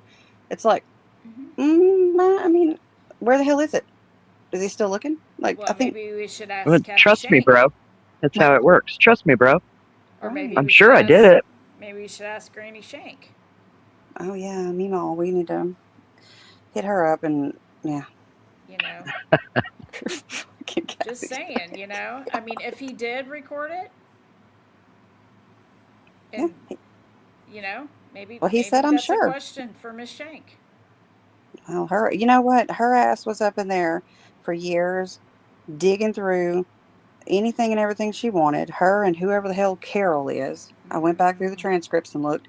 She said I thought it was 2 people, and I had to go back through and read it a couple times because it was a little bit. She said somebody she worked at CPS with, and a friend. So I thought it was 2, and I had to go back and read, and then she seemed to be referring to the same person as like the friend and the person from CPS, and the person's name was Carol. It's like, why did we never hear about Carol? Like, who the hell's Carol? Like, what happened to her? So Carol had probably been a coworker of hers. Yes, when she was with Family Social Services, or. That's what she said, and apparently a good friend of hers too. Yeah. So they were just like one big happy bunch in there, working 16-hour days. Except McClellan, he was not. He was working max 38 hours a week, and he was bitching about that. Throwing a fit because he wanted that extra $5,000. Yeah. Yeah. And for Shane too. Yep. And these are lawyers, and this is not only just a lawyer. This is a prosecutor in charge of the biggest case this county's ever seen, right? Oh man! And he's working 38 fucking hours. And he acted like that was something. He goes, that's so hardcore. Ooh. If people haven't seen those meetings, oh my gosh, they are good. They really are. He got raging pissed in one of them because he wanted that $5,000, and they pushed back a little on it, which they still ended up giving it to him. But he threw a tantrum and he stormed out, busted that door open. It's like, it was like seeing a 2-year-old in Toys R Us that didn't get what they wanted. That's why I said I enjoyed reading like the city county notes for a long time and watching, and you can still watch those things too, because it's like the damn Jerry Springer show in there. It is. It really is. I mean, I've never seen like officials conduct themselves like that on a regular basis. It is the weirdest. I'm not even trying to be mean. It's the weirdest county. Like, everybody's so, to me, all of them there in Carroll County, like, are emotionally stunted. They are. And it's very divided lines between certain entities there and other entities. Like, they will not do what each other wants ever. They don't give a shit. But they don't. And it's like, y'all have no idea. That freaking Carroll County clerk, she has bitched me out in emails. She has been so fucking angry with me. Oh my gosh. She really has. Like, she scolded me. I'm like, oh my word. I just ignore her. I don't ever respond to what she will send. One time she sent me like 3 paragraphs complaining. I was like, what is wrong with this lady? Like, what is wrong with her? Yeah. Yeah, we've shown this before. We showed this the last time. It's the AT&T records, Yeah, this is the official pings. the official pings. Point out real quick to them what's odd about this record here.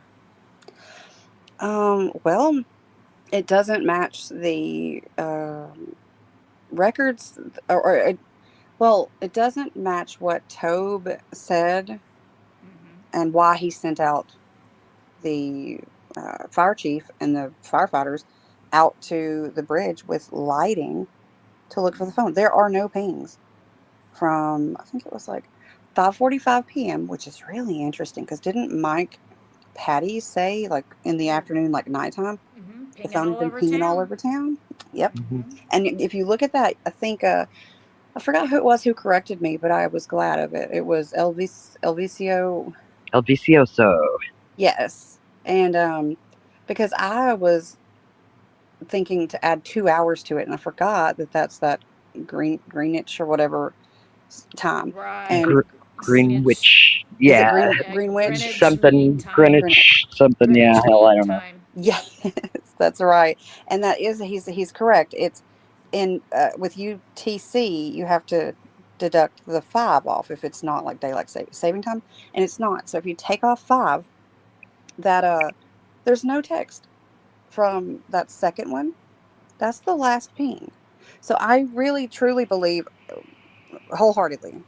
I believe this is a second phone. Oh, Yeah. absolutely. Yeah, absolutely. I do too. Because otherwise they were just making up shit.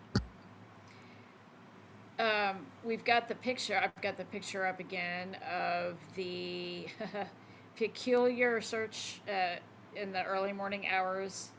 Channel Mm-hmm. 18, what is it? WFLI, is that what it is? It's the Lafayette. It's we talked about this last time too. We've got a bunch of searchers standing out here. This has always been a little odd. They're all standing in one little area. They're supposed to be searching for girls. Mm-hmm. They've got flashlights. At times, there's even a better, well, not better, this is pretty good too, but there's another one where they literally are shining the flashlights directly into the cameras. Yeah, there's at least 3 at one point blinding the camera. But in that circle there, if you look down, you can see the firefighter and the with the yellow high vis on, and then the guy next to him with the flashlight, and then there's somebody appearing to be kneeling down Mm-hmm. with another device with a light, but they're kneeling down. It's down lower, and Christina believes that could possibly be a stingray. Yeah, I don't know. Hopefully everybody is familiar or knows what a stingray is. You want to tell him real quick again what a stingray is? Yeah, I can. I wish I had the definition or something in front of me, but yeah, it's basically pretty small. It's not a huge device. It's probably the size of a laptop or something. A lot of times a stingray would come in like almost like a briefcase looking thingy, but it's like this device. And looks like the old Spy when they open up the briefcase and there's a computer inside of it. Yes, exactly. Yeah, it kind of makes sense. You probably need it to be tough. So that makes sense. And so basically inside the red circle at the very bottom, like touching the red line, that's like a huge tree trunk. So it's fallen down. It's massive. And it's interesting that it looks possibly like the bottom little portion of the little light or like a rectangle. I think that could be something like the screen of either this stingray device, and then somebody standing beside them or above them with a flashlight shining onto it so they could probably see the numbers and stuff. And those things, when activated, they mimic a cell phone tower, but they're not actually a cell phone tower. They just immediately, because your phones always seek the strongest signal or the whatever. So it's a cell site simulator. Yes, that's a better term for it. Cell site simulator, exactly. I think it's got another name too that I'm not super familiar with. I think it's like MC or something like that. Like it's like IMSI catcher.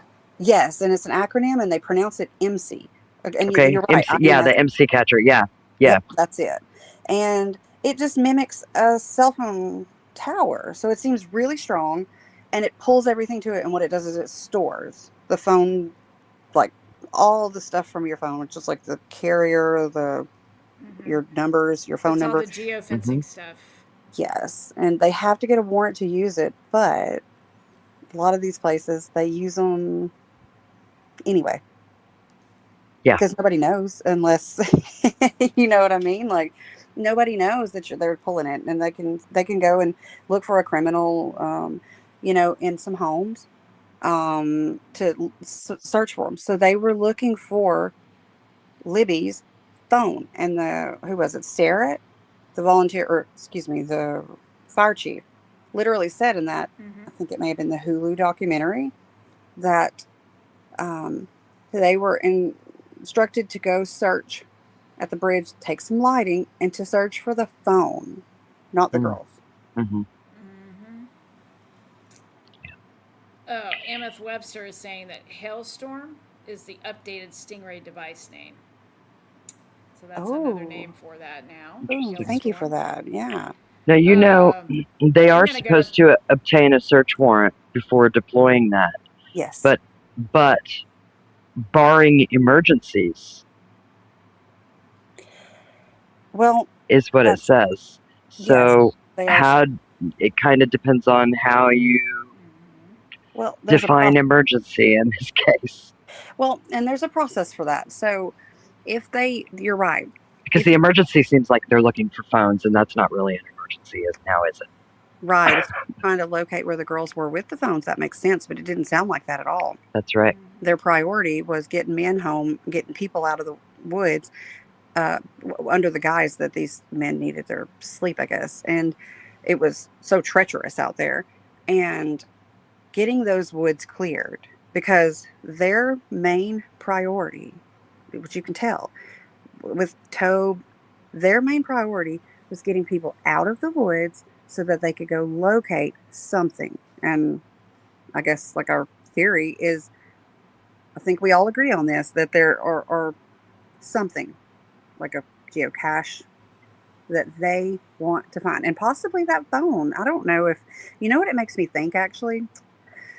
It makes me wonder if there wasn't a device with like CSAM on it that they got to that Dropbox and was like, what the heck is this? Like, what do I do? You know what I mean? Like, it's like, where's our little, you get a token or you get your little prize at the cache or whatever, whenever you go, like, isn't that how it works? Like and what if there was a device, like a USB thingy, and they take it?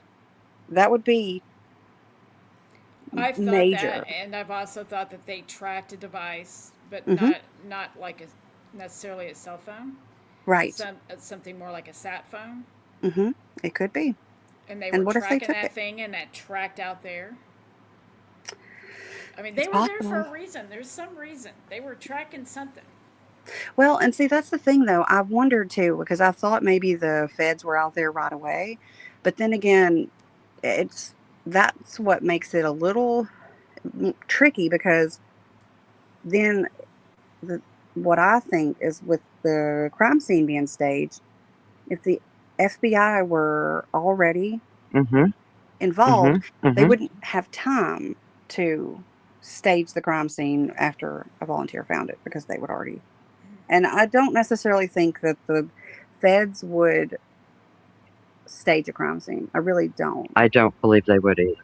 I think local police would do it. And that's what makes me wonder who was out there running a device like that. And I'm curious if Carroll County or if a local county that's what I tend to believe, that this was done by them to find what had been muggled from them. Yep. And whoever did that is who had those girls. It very well could, And then they left them there And so they didn't find their stuff there. They found the girls there. That's what I think happened. Well, they have these lookouts too. And like if the girls made it to, because this is where I toss around a lot because it could really get way up in the air. But it is interesting because why would they be looking for that? They're saying to look for their phone, but I don't know that I believe it's just to look for Libby's phone. I think they were looking for the other device. Yes, and that's what makes me wonder if they took it or something. Yeah. Mm-hmm. Well, yeah, it could be. Maybe not even the girls. It could have just been maybe somebody that abducted them. But yeah, I don't think they were just looking for their phone. I think they were looking for a device. And even if it's off, it can still ping. There's a way to make that work somehow. So yes, there are strict laws in Indiana, guys, and all over. But Indiana has a strict law that requires police to obtain a search warrant before using a Stingray or any other cell site simulator. Mm-hmm. Under an Indiana state law that was passed in 2014, law enforcement officers must secure a warrant before deploying any equipment that's capable of tracking geolocation data from a cellular device. But we are implying that they did it anyway. Well, yeah. And that's why some of this evidence can't be authenticated and presented. Mm-hmm. And there's things missing. There's gaps. Yeah, that's why the geofencing wasn't allowed entered into court. Mm-hmm. Well, and you just said it though. They have something also. What you mentioned a moment ago about if it's an emergency. There is a clause, yes, that says barring an emergency. Mm-hmm. Now, I would assume that would mean like they think there's maybe terrorists in the area. Yeah, that can be a big deal like that, where they would go out and because what this thing does is like a magnet. Mm-hmm. It'll just pull every device that's in the area wherever they set the perimeters or however far out it reaches, mm-hmm. and it pulls everything. Yeah, they're not super strong, which is why they're out in the woods having to do it, because mm-hmm. it needs to be semi-close. But yeah, you're exactly right. They're not supposed to. But the thing is, those emergency style warrants they can be like interpreted very, very broad with these judges. You know that. And like what they're called it's called an exigency warrant. Yeah. And mm-hmm. yeah, exigent they can. Circumstances. Mm-hmm. Yes, the exigent circumstances. So basically, if it's an emergency, I guess you just have to wing it. If you think it's not just an emergency, they can do a cell phone too. If they, because mm-hmm. If they believe because of cell phone, if they don't confiscate the cell phone under exigent circumstances, the mm-hmm. information can be deleted. Evidence can be deleted. So they can claim exigent circumstances and obtain a cell phone or take a cell phone. Yeah, they can read them really broad. You know how these courts are. It's meant to be used in limited, circumstances. Mm-hmm. But all the law enforcement have to do is just basically say it's, an emergency. And, in a case of 2 children, I get that it would be considered that, but I don't. It wasn't emergency enough that they stayed out there. They sent everybody home. Exactly. Thank you. That's what I was going to say. You can't have it both ways. Well, and the Indiana State Police do own and deploy Stingray cell site simulators. Interesting, because I figured it had to be from somewhere. Yeah. Yeah. There was an investigative journalist from the Indianapolis Star that confirmed that ISP entered into contracts with Harris Corporation, the devices manufacturer. Yes, yeah, because they will only sell them to law enforcement. That's a very strict thing on it. And then there's supposed to be like certain like bumpers, I think, where I don't know if it's like certain people can use it. There's some strict guidelines. I'm not real familiar on those. Well, it says that the local agencies and federal departments, mm-hmm. The Indiana State Police, they signed strict non-disclosure agreements with the FBI and the manufacturer, Mm-hmm. which initially prevented them from publicly acknowledging or discussing the technology. Right. But there you Yeah. go. But this is the thing. It's like having something at your house that you're like, well, I'm not supposed to use this without getting permission. Like just like a kid, or whatever. Well, then it's like, well, if nobody knows, I mean, I could go play with my ball if I'm not supposed to play with it. As long as Right. nobody finds out. It's the same difference. They have access to it all the time. And Hmm. like, I guess Prof was the one who mentioned that Yeah. basically the prosecutor, which I didn't know this, like this really burned me up when I found this out. Cause I'm always learning new stuff about like the legal process. And I was not aware that all the prosecutor has to do is go run to the judge first and say, no, no, no, we don't want to have this evidence put in because it was obtained illegally. And that's it. The defendant doesn't get to see it. They don't get to use it. That's it. It's gone. Now, even though it was a a fourth amendment violation, doesn't matter. The prosecutor has now looked out for your rights by not allowing it in. Yeah. And see, in Yeah. this case, that sucks because that's more than likely exculpatory for Rick Yep. Allen. Exactly. And I'm like, Yeah. how And see, and it's to me, that's wild. when that shouldn't matter. I mean, if in my opinion, Hmm. if it I if agree. if it's exculpatory in nature, I don't care how it was obtained. The judge should make that be allowed. Exactly. Because see, at that point they can use it. What is the saying? Like they could use it as like a sword and a shield or something. The prosecutor can. Now they can use it to do whatever they want to do with it, but then they can bar you from being able to use it for Yeah, yourself as far as just being exculpatory. yeah.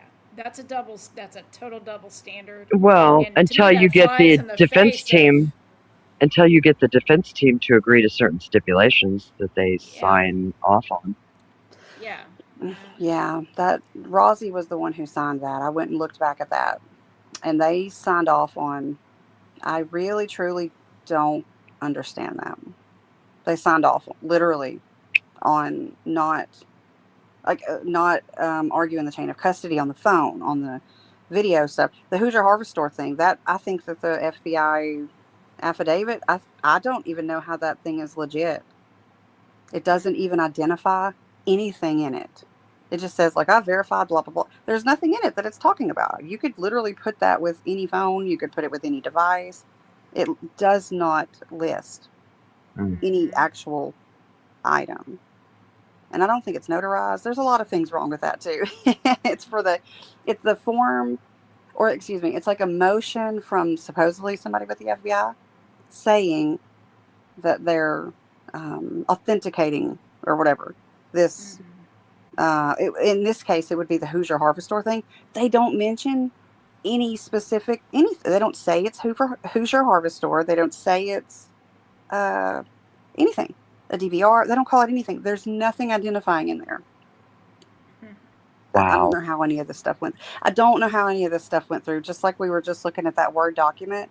Why the hell was that? Like, where is an official document? Yeah, yeah, on an actual form. Mm-hmm. Yeah. The picture I have up right now, it's just the picture from before. I just put a blue filter over it so it would That's knock some of the brightness out, just so you can see a little bit more that um, looks holy almost triangular here. It's the Yeah. angle of it. If you just left of the patch of grass there, and wow. then up a little bit, you see that triangle. Mm-hmm. Just to take some of the bright, I can almost make out like that one guy's face. So Is that almost like an yeah, I arm thought, oh yeah. going to the like tree trunk maybe next to the? Is that you think I an don't. elbow or something? Oh, I don't know. It might be. I actually put a couple filters on it, and uh, this is just one filter. But I mean, I played around with some different ones, and That's it's wild. kind of hard to see. I thought that this one did a good job though of just kind of taking the brightness out, just to get a It little did. bit of a better idea of kind of what's going on there with those flashlights. There's something back there. That is wild. That is really good actually. Well, thank you. Yeah, I mean, it's wild to me. I'm like, dang. Okay. What I got up here now, Christina, are your some of the conversations that you've had, taking your Oh, yeah. theory, and we're going to talk about that Trojan horse. Oh, from the Eye of Apophis Mm-hmm. video? Yes. Now, this is where Christina's information and ours started to really intersect. Hmm. What we had been working on and have believed, and we do believe I have Apophis. So Hmm. we have a lot of reason to believe I have Apophis in our opinions. And this is where what EOA has been saying started to intersect with the oddness in the documents. And this is some of the conversations that Christina has had. And one of them she asked about was the Trojan horse and the pawns that EOA shows in his videos, in some of his Hmm. videos. Yeah, like the imagery. Yeah. Mm-hmm. Yeah. And this is just what it came back to her. These are her notes. It's just talking about the symbolism of the animation. Oh, my screen keeps wanting to time out. EOA labeling 2 animated Trojan horses as Libby and Abby. If you guys have seen this video, it's got 2 Trojan horses stacked on top of each other, and they're moving down. Which video is this? Is this the Dropbox 213? Or no? This one here is not. It's actually a German name. It's like the short one. Oh, the Yeah. Oster, Yep. whatever. Osterbaron or whatever, yeah. Yeah, I think So they're all so. around the same time, though. Yeah. Like these videos, and you got they're moving towards Betsy, Hmm. and then they disappear, and a puzzle piece turns around. Now later, those 2 Trojan horses turn into Kelsey and Bree Right. as they're passing Betsy, which we are all aware of how much those 2 look alike. And if you Right. believe that the 13th was a staging of an abduction, Yeah. there's a Mhm. lot of reason to believe that people mistook Kelsey and Bree for Abby and Libby. I think that's what he means by pawns. Yeah. Yeah. They were Exactly. sent out there. Yeah. And it talks about that too. It talks about how some of the people out there were, and EOA said this. Some people were unwitting pawns. They didn't know. Hmm. Yep. Some actors never got the script. They didn't know they got the part.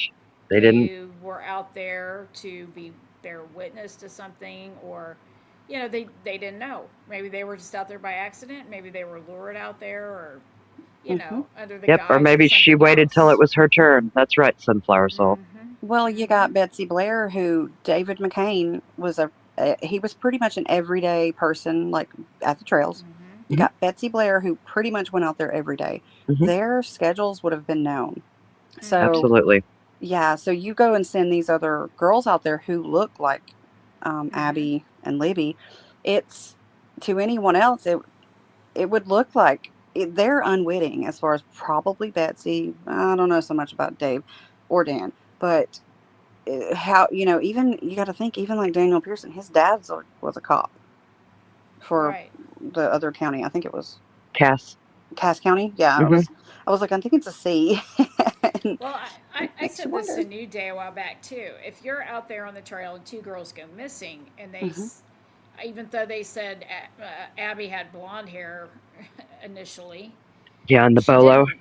Yes, she Yeah. had red hair, and you're gonna notice red hair, Mhm. especially if something happens. You're gonna think back, and you're gonna say, "Oh, I saw a girl with red hair, Oh, and that So- other girl Skip. was blonde." Look at this.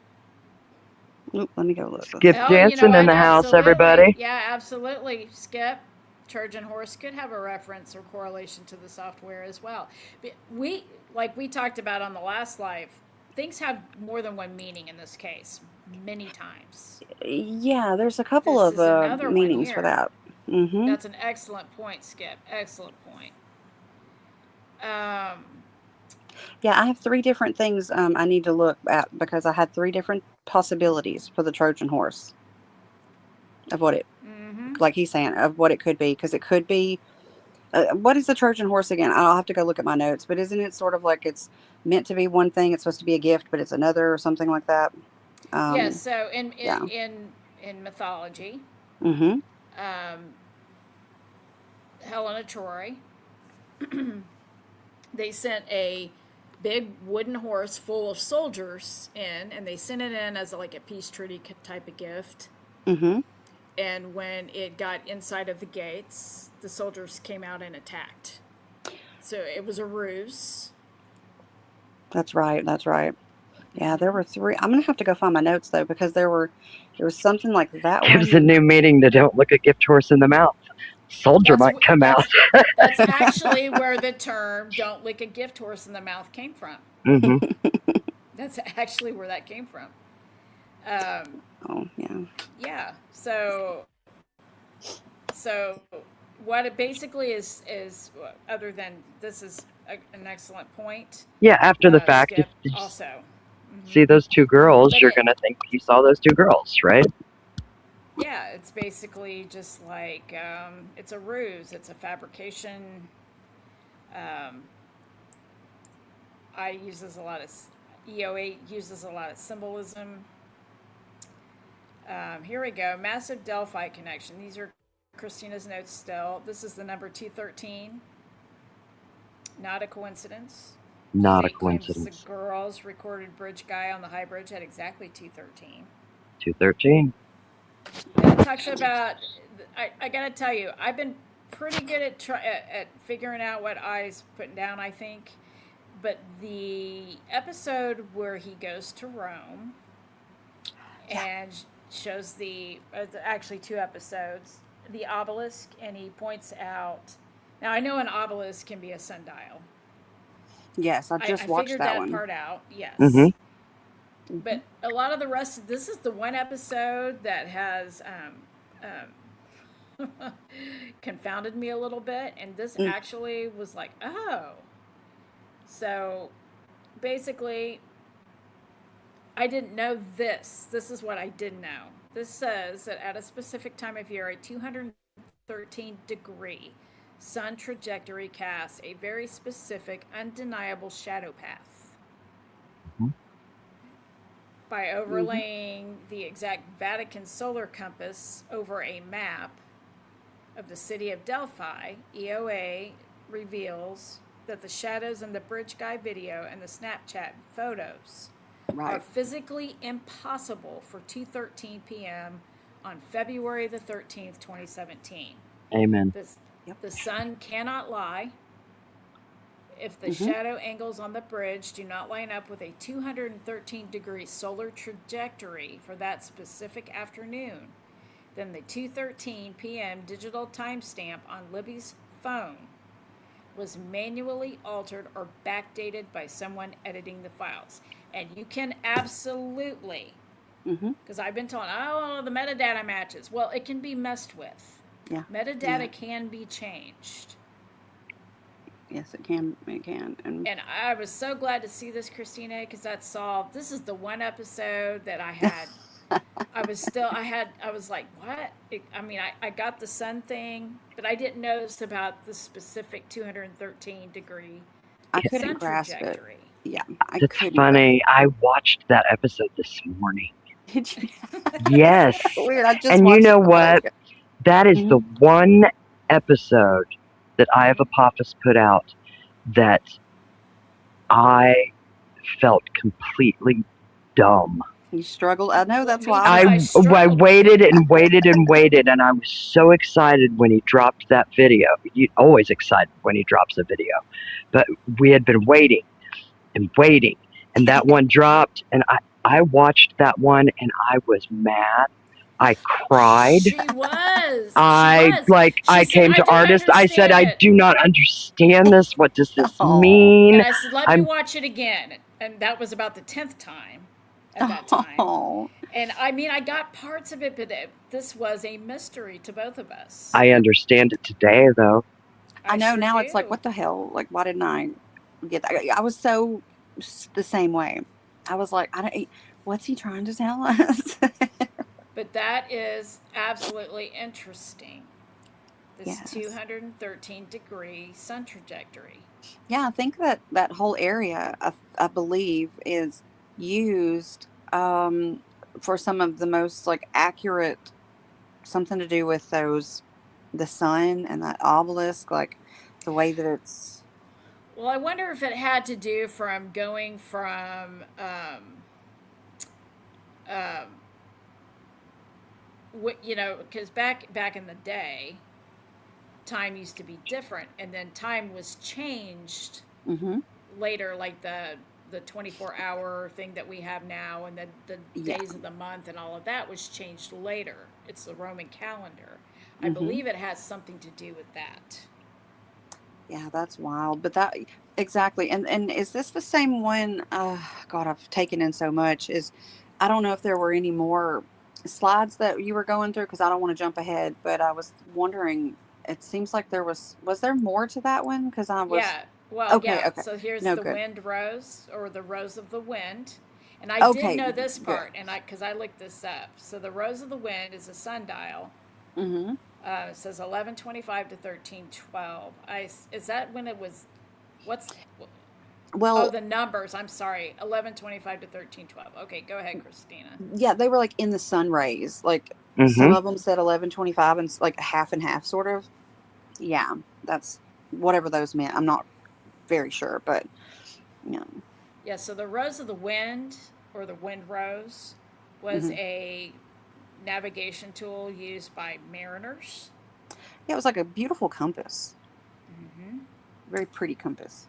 And I points that out a lot and Hmm. lays that over St. Peter's Square there, where the obelisk is. Yeah, it's interesting. Yeah, I was happy to see this because I was like, oh, thank God, that was the one. That was interesting once I could understand it, because I don't know if you guys or the chat remember, but in this episode, he it's actually, from what I understand, it's where I goes to Rome, and Yes. he's actually the person filming. Because I remember looking at it and I was like, that is so wild. Like he found a video of somebody like, Did you No, see doing, the? because and he when shows the I looked at plane the ticket. Do He description, you see shows the the plane date? ticket. Do you see the Yes. date on that ticket stub? Yes. I did. It was fairly recent. I don't know that I remember it now because I was like, because that's why I was like, I wonder like how he got something like that. That's so cool. What was the date? I don't remember. I believe. I believe it The was. antenna's gonna have me going, girl. Well, I believe it was a few months before Doug Carter made his trip.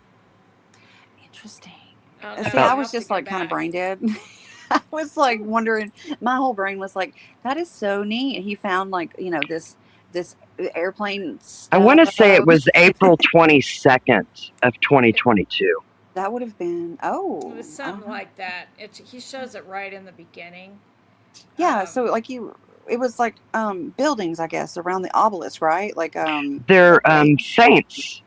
is They're that what they they're were? Yeah. they're saints. Yeah, they're statues of saints. Saints. I'm sorry. And Nancy Drew is correct. Mhm. It was Saint Peter's Basilica. Mm-hmm. Yes, yeah, it Yeah, he's is. in St. Peter's Square. There's Hmm. the what do they call it? The column of saints or something like that. It's Uh the huh. saints So those are not all. buildings; they're No, statues. they're statues of saints, Yeah. and Okay. they're all around the top of the wall, I guess, so to speak. There. Oh, okay. It's like a Um, half circle or something around it mm-hmm. almost. Okay, I guess And I thought those were like businesses. I mean, I knew the statues were there. yeah, he shows the different saints, and then he Yes. does this thing Yes. where he numbers them off. But this is what's really cool. I learned, I love to learn new stuff.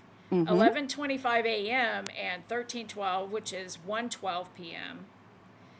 Uh, says that EOA is pointing out that these are the true hours when the sun creates specific shadow angles. If you overlay the ancient solar Hmm. tracker onto images provided by the state, I can't. Oh, I can't read. I'm sorry. Let me take That's that down. okay. Yeah, go ahead. Sorry about Solar that. tracker onto the images provided by the state. The angles of the shadows on the bridge do not match 2:13 p.m. Right. And And you I know, does show that he lays a compass or a yeah Windrose. well, he doesn't use a wind rose. He uses like a The flat compass rose. Oh, It's that's called the right. angles. The compass rose. isn't it the solar one that with like there's Mm-hmm. he has like two different ones. Like one of them has like all of these Mm-hmm. astronomical or And he whatever. uses what looks to be maybe a katana or something as a sundial, Oh wow. Well, there's and he one of shows those the that he points shadowing. to. I think it was like the first like his he gave two different numbers in there, and I thought this was I couldn't figure out what he meant by that. And I don't know if that those I can't remember if it says that or not, but it was like he shows like the 113 and like the 112, and I want to say the one of the first ones like was the St. Catherine of Siena or something. That was like Mm-hmm. 112 maybe. And then he goes to 109, and I can't figure out what he's trying to convey with 109, and I think that was like Saint Leo of something. Uh-huh. I think And this Well, tells what it is when I you go on think down into that the does it? one Okay. one saint, probably Saint Catherine. I'm guessing because these are about 3 hours apart. Mm-hmm. It's 11:25 and 1:12, and you got 1:12 and 1:09. That's kind of what that says to me. I'll have to those go are back just and watch it. minutes apart though. No. You've got 11:25 a.m. and then 1:12, but you've got Right. saints that are three numbers apart. 11:25 and 1:12 are, oh, it is 2 hours. I'm sorry. Yeah, because the 13 would be past 12. So it would go like Mm-hmm. 12. It would be 1 for us, but technically it's 13. The 13, 12. So the saints. I think what overall what it's telling us is that those saints are like markers Yes. on the dial. And then it Yeah. says that this is important here. The shadows prove the images were captured at an entirely different hour of the day. Yep. Well, that's where I'm wondering if 109 or 112 is what he's trying to like Oh, give. point out. I'm wondering. I can't remember. I've read through all that, but some of the stuff, like I said, it don't stick till sometimes it Right. takes a little Well, longer. this actually Mm-hmm. now, but here's the good thing. I can now take this information and go back and watch that, and I feel like now I'll be able to fully understand Mm-hmm. because that is the one episode, and I've watched it. I don't even know how many times, a million. I'm just It like, was hard to like make sense of it. it was. Um, this one here, this is the next one. Now, this was in Dropbox 213. This is when Yes. he is measuring the distance from the tower down to the bridge. Those are my edits, but yes, it's his Oh, thing. that's his. It's Okay, it's yeah. his number box, but Well, the whole map is his, and I just put tower, bodies, and then the circle. That's Oh, my okay. part. Yeah, I And just added then that to it for my video. Yeah. and then you can see where oddly we have map length of 2,133 feet, Hmm. which And I'm his little if yellow I line is like beside my yellow line. and that's from the tower down to where the bodies were found, if I'm not mistaken. Yeah. Do people, or hopefully they're following you up in the very top? My yellow line, I put it in there for my video, but there's a tiny yellow line to the left, Mm-hmm. and I'm pointing to a tower. the tower. Yeah. Mm-hmm. And yeah, and so he's stretching this little pointer down to the coordinates exactly where the bodies are found. And that's where Mm-hmm. he's getting these measurements from. Yeah. Mm-hmm. From the local Yeah. tower there. Yeah. Very, very, very Yeah. interesting. And here's And just a there's the bigger yeah, I was blow gonna up. say. There you go. And that's So exactly the it's distance. 2,133.01 feet, ground length 2134.71, and heading at 213.04 degrees. Where have we heard that before? 213. Oh, all over the place, which is crazy. Now, I will say that it's still a mystery to me. Who in the hell, what does this mean to somebody? or I'll tell some you what I think whenever bodies. you're done. Yeah, yeah, go right ahead. Because this is one of the things too that I've always like pondered. Like, Hmm. what is with this? Yeah, go ahead. I want to hear what you think. Like how the hell they came up with like placing them at that spot. Yeah, because that's not a fucking accident. You know? Oh, exactly. I mean, exactly. And there's so much like of this numerical symbology throughout this case. And I Mm-hmm. think that's what uh, people, I mean, this doesn't happen this often in any case, like at all. And you got to think whenever you got people trying to fabricate and manufacture all of these things, um, they can't remember it if it's tons and tons of numbers and just random stuff. So what I think, just from everything that I've tried to kind of put together, I think that that is where the time for the video came from. I think whoever did that Mm-hmm. was, you know, whoever was dealing with the towers and they got this phone data and stuff, and they're trying to put it into this phone because they need it Mm-hmm. to, they need metadata in there that matches something. And a theory, I guess, of mine is that the cell data person, whoever was crooked, potentially trying to do this for them, which it could have been Boner or somebody, I don't know, but they possibly got that number from that measurement because that would be what they do anyway with these cell towers. They're using these Mm-hmm. measurements that That's right. azimuth or whatever those words are that are associated. Like they do that stuff. It's like normal to them just to be talking about these Mm-hmm. degrees and the distance and that stuff.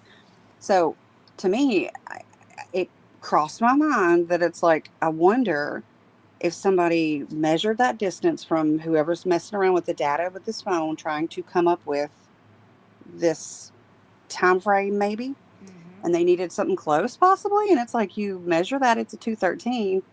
Maybe they just thought that's close. You know what I'm saying? It seems kind of weird. I don't know if that's right. It's just Well, something that's crossed my mind. So then everything else that they base off of where that location is going to be labeled 213. well, see, Yeah. Gizmo's making a good point here, and this is what I think it has more to do with the geocaching theory. Because Mm-hmm. Gizmo, and this makes sense to me because he does, he does do digs. He's an archaeologist, I guess. Who, Chris Moore? Yes, he Mm-hmm. used surveying equipment, Hmm. which See. you would use for things like that. Mm-hmm. Well, So, well, let me tell you something about Chris Moore yeah. that everybody may not realize. When you look at that topographical map of the area where the girls were left, and it shows the gravel pit there, Mm-hmm. Mm-hmm. and it shows where the girls were, and where the gravel pit is marked, there are two, um, what are they called? Well, They they use kind them of look for like spades. troves that they Yeah, use, like to masoners would use it yeah. to lay It looks brick like or to, Oh, like a trowel or a whatever. yeah, a trowel. Is that trowel. what it's That's what called? it is. There's They Okay. look two like. of them. There's Mm-hmm. two of them, and they're crossing each other like a cross, like X marks the spot, Mm-hmm. Mm-hmm. and that's what marks the gravel pit on the topographical map, Which the gravel pit is where the ravine is. right? Mm. Which is also where the two-story incline would be Yes. if you walked that back path around the ridge from the north side of the bridge. You could walk and go down into the gravel pit and back up, and all of those steps match the steps that were taken in the phone. It's also basically where the girls were found. It's exactly where the girls were found. And Chris Moore, on his geocaching keychain, because they have travel bugs. Remember, we've talked about those Mm-hmm. before. Mm-hmm. Yes. And on the keychain with his travel bug are a set of trowels. Yes. Yeah. I'm going to be showing that travel bug pretty soon. But yes, he did. Yeah, Wow. and he was a huge geocacher. Still is. See numbers and stuff like that. Whenever, like for some of these people, Adrian, Excuse that's me. so funny about Richard Allen's name having 13 letters. I just said that She to New did Day say that like yesterday. She was like, "Oh my God!" yesterday. It was Yeah, last night after we got it off the phone was with last Christina. night. Oh, Yeah, I wow. had just, I sat there and counted it. I said, oh my God. That Yeah, is just so last night. crazy. That's so weird. I have some other stuff with some, I forgot all about it too, because there's something to do with, there's 13, like, it's like 13 months or 13 something between a date and then like the time he was arrested. I need to go back and look what it was because I was like, really? Like, that is He, Oh, wild. wasn't he in solitary for 13 months? Yeah, yes. yeah, he sure was. It's Yeah, all through it. they really like the 13 thing for sure. Um, they Hmm. did the presser announcement to tell us all who they had arrested on the 31st. Yep. Hmm. And then 1013 was his first interview in Mm-hmm. 2022. Yes. 13 days later, Yes. they had him. Like, it almost, Right. it Let just me. almost seems comical that this is happening, that this is It's it. witchcraft. Exactly. I It mean, something is. is up with it. Something is up with this. Yeah, This is not it means hmm something. something to somebody. Yeah. So this is the next part. So this is going to get more into the geocaching part of it, and what Oh my what gosh. Wait. Stop. what what Look what the queen says. 13 days after Oh, Presser, wow. there was the Richard Allen Easter egg left online. Oh, Oh my God. See, this is how you can tell this is manufactured. oh yeah, completely, Like, completely. just like all of that's why I showed in my video the accounts created for certain individuals that Hmm. were in this community. It is it is not an accident. You might get that every once in a while, but even any of us, we could go look at each other's stuff. We could go look at our profile here. You're not going to find you're not going to find multiple people who just happened to create their account on the 13th. But then you have that with this, and then you have things Right. like that, like Adrian said. It's just it's unbelievable, to be honest. Oh, Matt Payton, witchcraft runs on a 13 lunar cycle. See? Well, yeah, they Yeah. say. I mean, well, and I think that's true too. Like, as far as even like our calendars and stuff, like years ago, they used to be, I think, 13 months, because Yeah. if you divide up like the Uh huh. 28, Yeah. what they would have been, the additional Mm hmm. days equal that amount Before of the time. Yeah, Gregorian calendar. Yeah. Yep, the yeah, yeah, Gregorian calendar. Hmm. which has a lot to do, like we were talking about with the obelisk and everything in Rome, and the Yep, changing of the calendar and the months of the calendar and the hours in a day and the whole thing. that stuff is So yeah, fascinating. Yeah. interesting. Well, that's how the Jewish calendar still runs too, Oh, wow. because That's right. their days start at nightfall. Oh, Yes. okay. Wow, Yes. that's interesting. Okay. Yeah, Hmm. we have theories about the witchery as well. The Yeah. Right. Lunar days. Sabbath. There you go. Hard and Hmm. Holly. What's up? Hey, Holly. So, Uh, this next part is gonna get more into the geo. Are you guys up for this, or you want to hold off and wait? You I guys see tell what me. I this could go all night, all night. is. Let me see what this one is. Artist feeling refreshed. Yeah, so so New Day hasn't really seen much of this because this is all stuff that I added in. It's my little surprise, my little.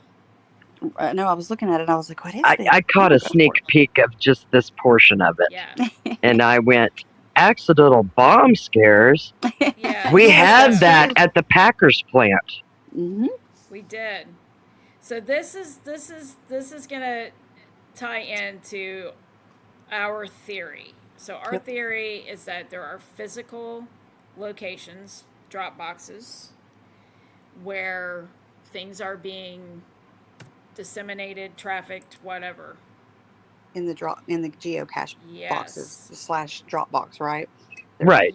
They're interchangeable. Yes. they're parallel to each other. There may be a geocache going on, but in the area somewhere Right. nearby is another Mm-hmm. um, uh, type of geocache, like And yes, and the you know evil type. these people aren't going to use geocaching or geocache.com to go find an illegal Dropbox. However, Mm-hmm. they might be geocachers that use those coordinates in geocache, go find an actual geocache in geocache.com, and maybe there's alternate coordinates that are added to it that take you to the illegal one. Not sure about that yet. That's still something I'm trying to figure out. But here's what it says. Um, says no documented criminal syndicate or systemic crime ring uses official geocaching drop boxes to execute crimes. And that's what I'm talking about, like the geocaching.com, geocache.com. Mm-hmm. As the public nature and open source mapping of the geocaching platform makes it a terrible vehicle for covert illegal activity, and it would. Yeah. Right, you're not gonna post that for anybody to go go do and find your illegal Dropbox, right? Mm-mm. However, the intersection of geocaching, hidden containers, and crime generally falls into four distinct categories: inadvertent bomb scares, criminals using similar dead drop methods, and accidental discoveries of contraband and isolated predators targeting players. And those are all real things. Yes. That's Uh, all we can see on the screen. Just well, just no, a FYI. I didn't know if you had more to show. I split it up Okay, so I could make it big so I could read awesome. it. So accidental bomb scares is the most common issue. So the overwhelming majority of police incidents involving geocaching are accidental bomb scares. So basically what it is people get suspicious. They see somebody lurking around, looking at stuff, being stealthy, while retrieving or hiding a container. Yep. And it triggers them to call law enforcement because they think that they're hiding a bomb. It's like some dude's digging around in my bushes. It's like, Exactly. Yeah, exactly. Or, because they hide them in public places, If you're out at like a bus terminal and you see somebody, looking around and then sneaking something into a space, you're going to be like, what the hell is going on? You know what I Well, mean? plain sight. Yeah. I mean, exactly. Yeah, they're like pulling out So, these rocks like into walls. They're like, what the hell are they exactly. doing? A couple notable incidents where this has occurred was a rail station in California. It was evacuated when a geocache resembling a pipe bomb was found near a transit line. Oh no. And another one was a police departments routinely detonate these containers in place before realizing they only contain a paper logbook and minor trinkets. It's so. So, if you are a geocacher, Rat spoiled again. yeah, yes, yeah. You Try not imagine, to hide like, them in any place where there's mass transit yeah, going I on. mean, That's a bad imagine bad being so look. pissed off. Oh man, wouldn't you? I'm pretty sure that you can get your ass in trouble for that too. But Well, let's I'm not. stay off the beaten path, shall we? Number two, here's about the criminal dead drops confused with geocaching. While geocachers map their containers publicly, right, on like a platform like geocaching.com, Mm-hmm. real world criminals utilize an identical physical concept called a dead drop to pass drugs, cash, stolen goods without face to face contact. Okay? And they can make their own little app, so to speak, with their, that's not open to the public, that's only certain people would be privy to. Right. It'd be a membership closed, yeah. Right. Not an open source. Exactly. Because criminals and geocachers both seek out of the way camouflaged friendly spaces such as the base of trees, under parked benches. Where have we heard all this shit before? Or Think about inside stone walls. Oh my God. How about inside shoes? Yeah. Any inside of a shoe or How about underneath of a mattresses? shoe? Or What about mattresses? no, they don't open till 10. Sorry. My God. I didn't even think of Geocache- Geocachers are occasionally accosted by property owners or law enforcement who mistake them for drug dealers retrieving illicit drops. I still giggling. I'm thinking like, I was Right. like, how would they find it in a mattress? I get it now though. You're thinking of like the story. Well, I maybe was like, that's that how I don't you get it. haul. Maybe that's how you get the shit that you're not supposed to. Like I Right. said, if the feds are crawling around your property and you got an illegal place where you're hiding shit like this, and you go Wow. and Well, retrieve it, you got to do something with the shit. You're absolutely right, Sunflower Soul. I hate to interrupt you, ladies, what's but Yeah. you're right. That dang BG video was released on Oh, March 12th Yeah. Yeah. of 312? Yes, Yeah, it last year. was. Yeah. it was. Yep. Yes, There's it your sure was. 213. Yeah, it converts to Reversed 213. engineered. Yep. Sure does. And who released that video? Yep. The same. Oh. The website Oh yeah. Mm-hmm. Rick Allen The- Rick Justice. Allen Justice. the Rick Allen Justice for Rick Allen website. That's right. Mm-hmm. Yep. That's all the same ones I'm talking about, where accounts and stuff that are started on the 13th. The Mhm. same individuals. Mhm. That's when the GitHub was put out. 13th also.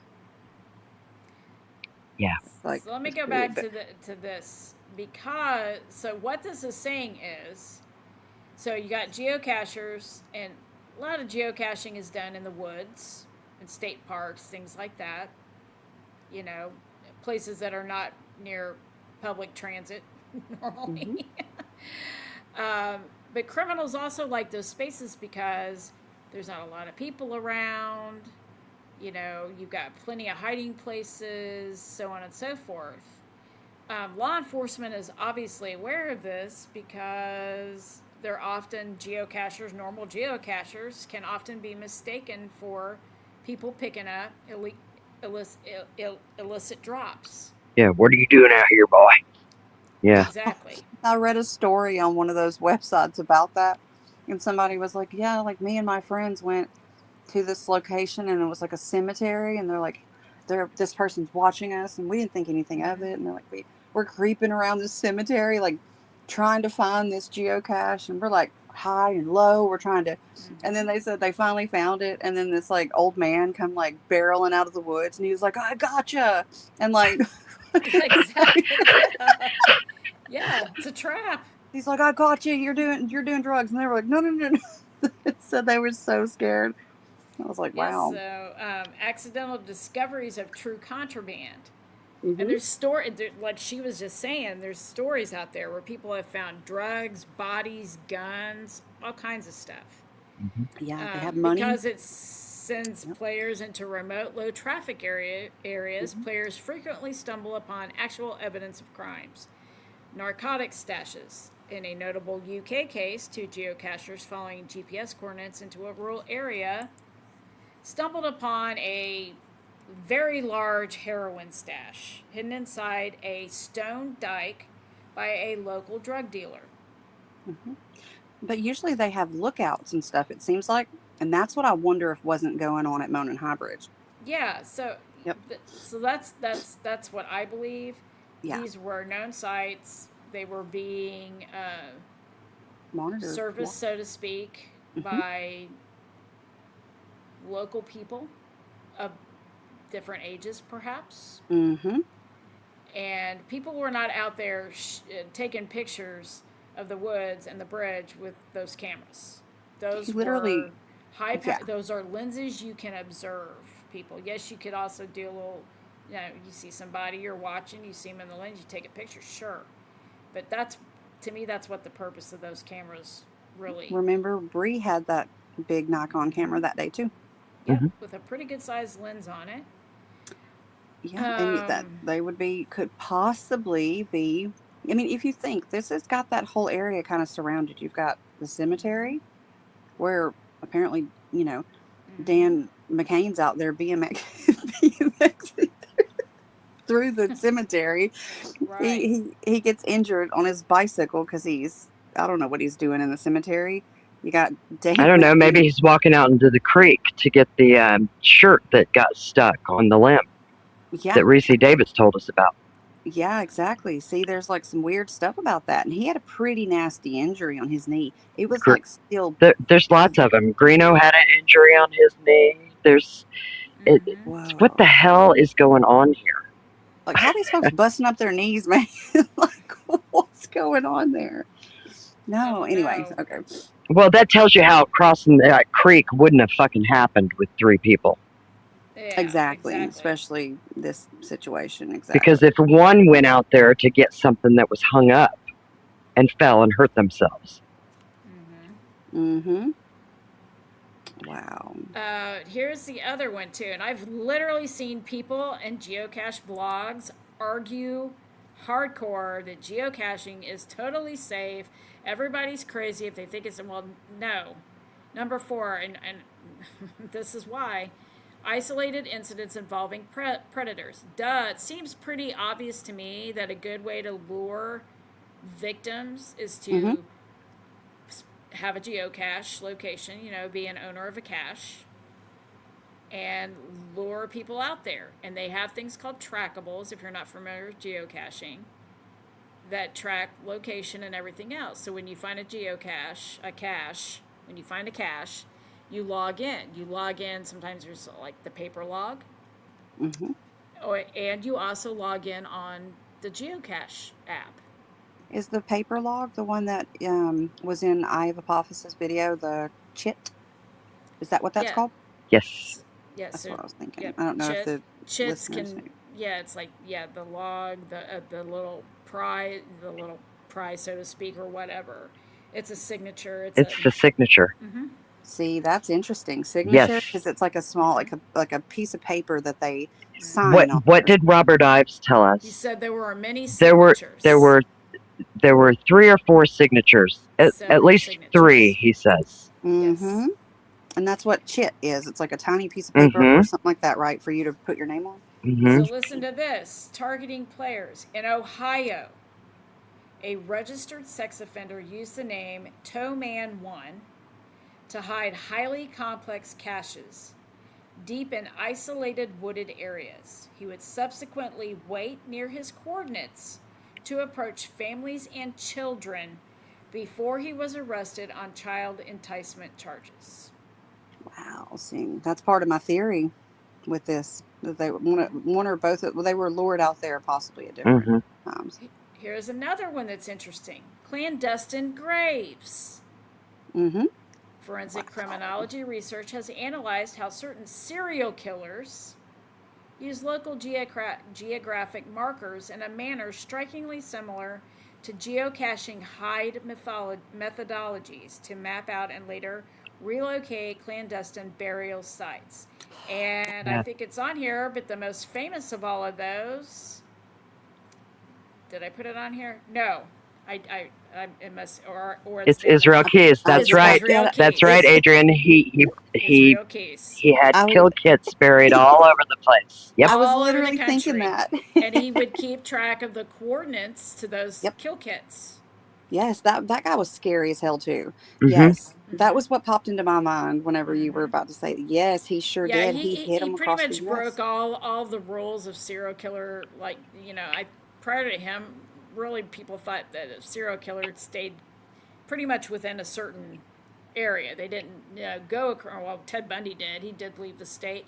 But, stuff like that. But this guy, he had shit everywhere. He did, like all over the U.S. Like he planted kill kits at certain coordinates, and then when he got a wild hair, he would just get a rental car and drive across the U.S. and dig up his kill kit and literally just pick a random house.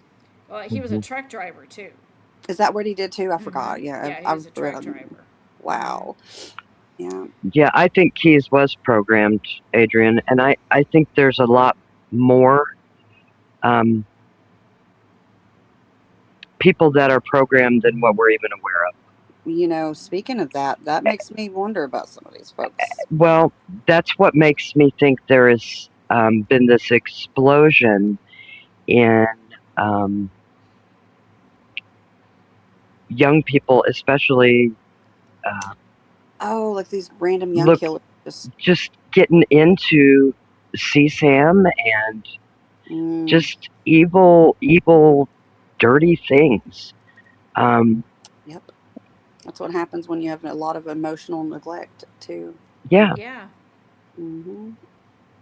So Oh, this part here, and this is even the where it's gonna. content itself could have things that I don't look at shit like that, but maybe stuff like that has things in it that they're using to program people with. I don't have any idea. I mean, very possible. That's what they say that the government is. Government likes to mind control us. That's for Yeah. damn sure. We've been an experiment. Well, there was the project, well, MK Ultra, and then the sort of spin-off of that of the Project Monarch on children. And True Crime Mm-hmm. Design has a I've watched it seriously 4, 5, 6 times. I think it's so interesting, and it's about John Benet Ramsey and how she thinks that she was like um, a child of that, like the satanic Hmm. ritual abuse. And those children, a lot of them are part of that Project Monarch, Yeah. Mm-hmm. which is like a spinoff of the MK Well, Ultra. I don't think we're too far away from that with what has transpired here. I think all of these things are really connected in a much um, bigger, broader scope. Hmm. Well, that's Um, like a lot of these killers out there who that's I mean, they've been they're. talking a lot tonight in the chat about Buster Hernandez. Mm-hmm. Yeah, yeah. um, Mm, there's been several others. wow. Let's see. So here is how digital forensics teams utilize geocaching infrastructure as an investigative asset through several distinct methods. Number one, breaking alibis and establishing timelines. Every time a user logs a find or a hide in a geocaching platform, they create a concrete digital footprint. Can you take that comment down real quick, New Day, so I can see? There we go. Sorry, I couldn't see my little. Um, so, digital footprints. When a suspect claims they were home sleeping during a crime, but their geocaching account logs a find miles away at their exact hour, prosecutors have a timestamp server side contradiction. App telemetry. Even if a user doesn't officially log a find, the geocaching mobile app pings GPS data and API requests to its servers while open. Law enforcement can subpoena this background telemetry to prove a suspect was physically searching a specific isolated piece of woods where a body or weapon was later found. Now, that's interesting to me because we Wow. have claims of a February 4th geocaching session with Hmm. no freaking logs. Hmm. Yep. So, are the Yep. missing logs that of Apophis speaks of, were they logs that were deleted, or were they logs that were never actually logged and were found in the hidden data? Huh.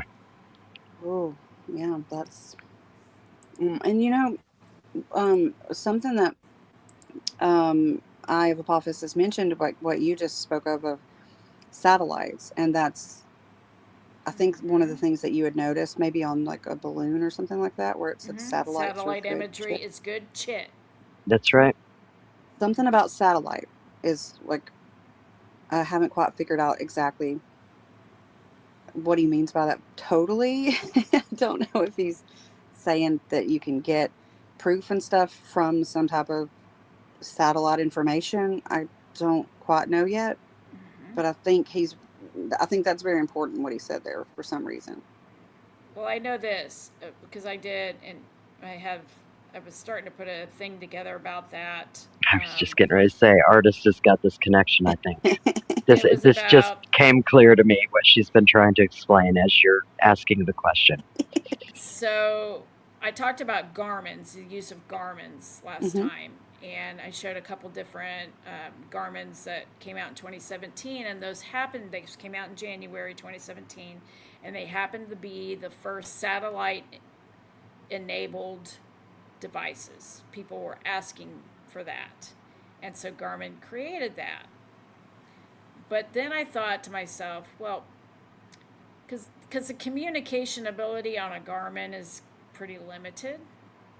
I Mm-hmm. thought, well, what about satellite phones? And how satellite phones work is if you call a satellite phone to another satellite, like if one satellite phone calls another satellite phone, Doesn't use a tower. it doesn't use a tower. It connects to the closest satellite, closest to wherever the other satellite phone is, so that location, and then it beams the message down there, so to speak, to the other satellite phone. It doesn't go through a tower. It does if you call from a satellite phone to like a landline or even a cell phone. It has to go through the tower. But if you're communicating satellite phone to satellite phone, it doesn't come down to the ground. There's no need for it to. And so I found that very interesting. But I know this too. So the military and the government, they monitor those satellite communications Hmm. because this is how untoward groups, let's say, sometimes communicate, and they can intercept those messages. Well, and that would have been why the Stingray wouldn't have picked up the device they were looking for. Right. If it's satellite, sat phone to sat phone, because that's going to pull from the tower. Well, if it's not communicating through a tower, right? If they came upon something up in space through satellites, because they do intercept it. People, especially people that want to commit like espionage and things like that, they use the sat phones. Sat phones are they have low encryption on them for the most part. But criminals have ways of doing stuff too. So just like the government or the whoever military can intercept that stuff out of the satellites, there are devices that criminals can use also to intercept confidential communications between, like, especially the military, Hmm. things like that. Something to think about, because I have a feeling that possibly whatever was in some of those drop boxes was not the CSAM that was being. It was something worse or Yeah. dangerous to a lot of people. I'm curious about it because you had the feds there pretty. I mean, they were on it already. They were Well, already and their tracking investigation something. would take precedence over, Yeah, unfortunately, over the murder of the two girls. it would. Yeah, I remember Department of Homeland Security and Border Control were Hmm. Yeah. they've Yes. been on this. They had the device and all that kind of Yeah. stuff. And Which makes me think it was something that got intercepted. They were tracking, and somehow whoever that communication came from, they were onto that, and then that person was. That's the part I haven't exactly 100% right. figured out, but it seems like whoever they were tracking, whatever device they were tracking, wound up showing up um, in that area. Well, one of the things the way that with Tobe calling off the search, like Mm-hmm.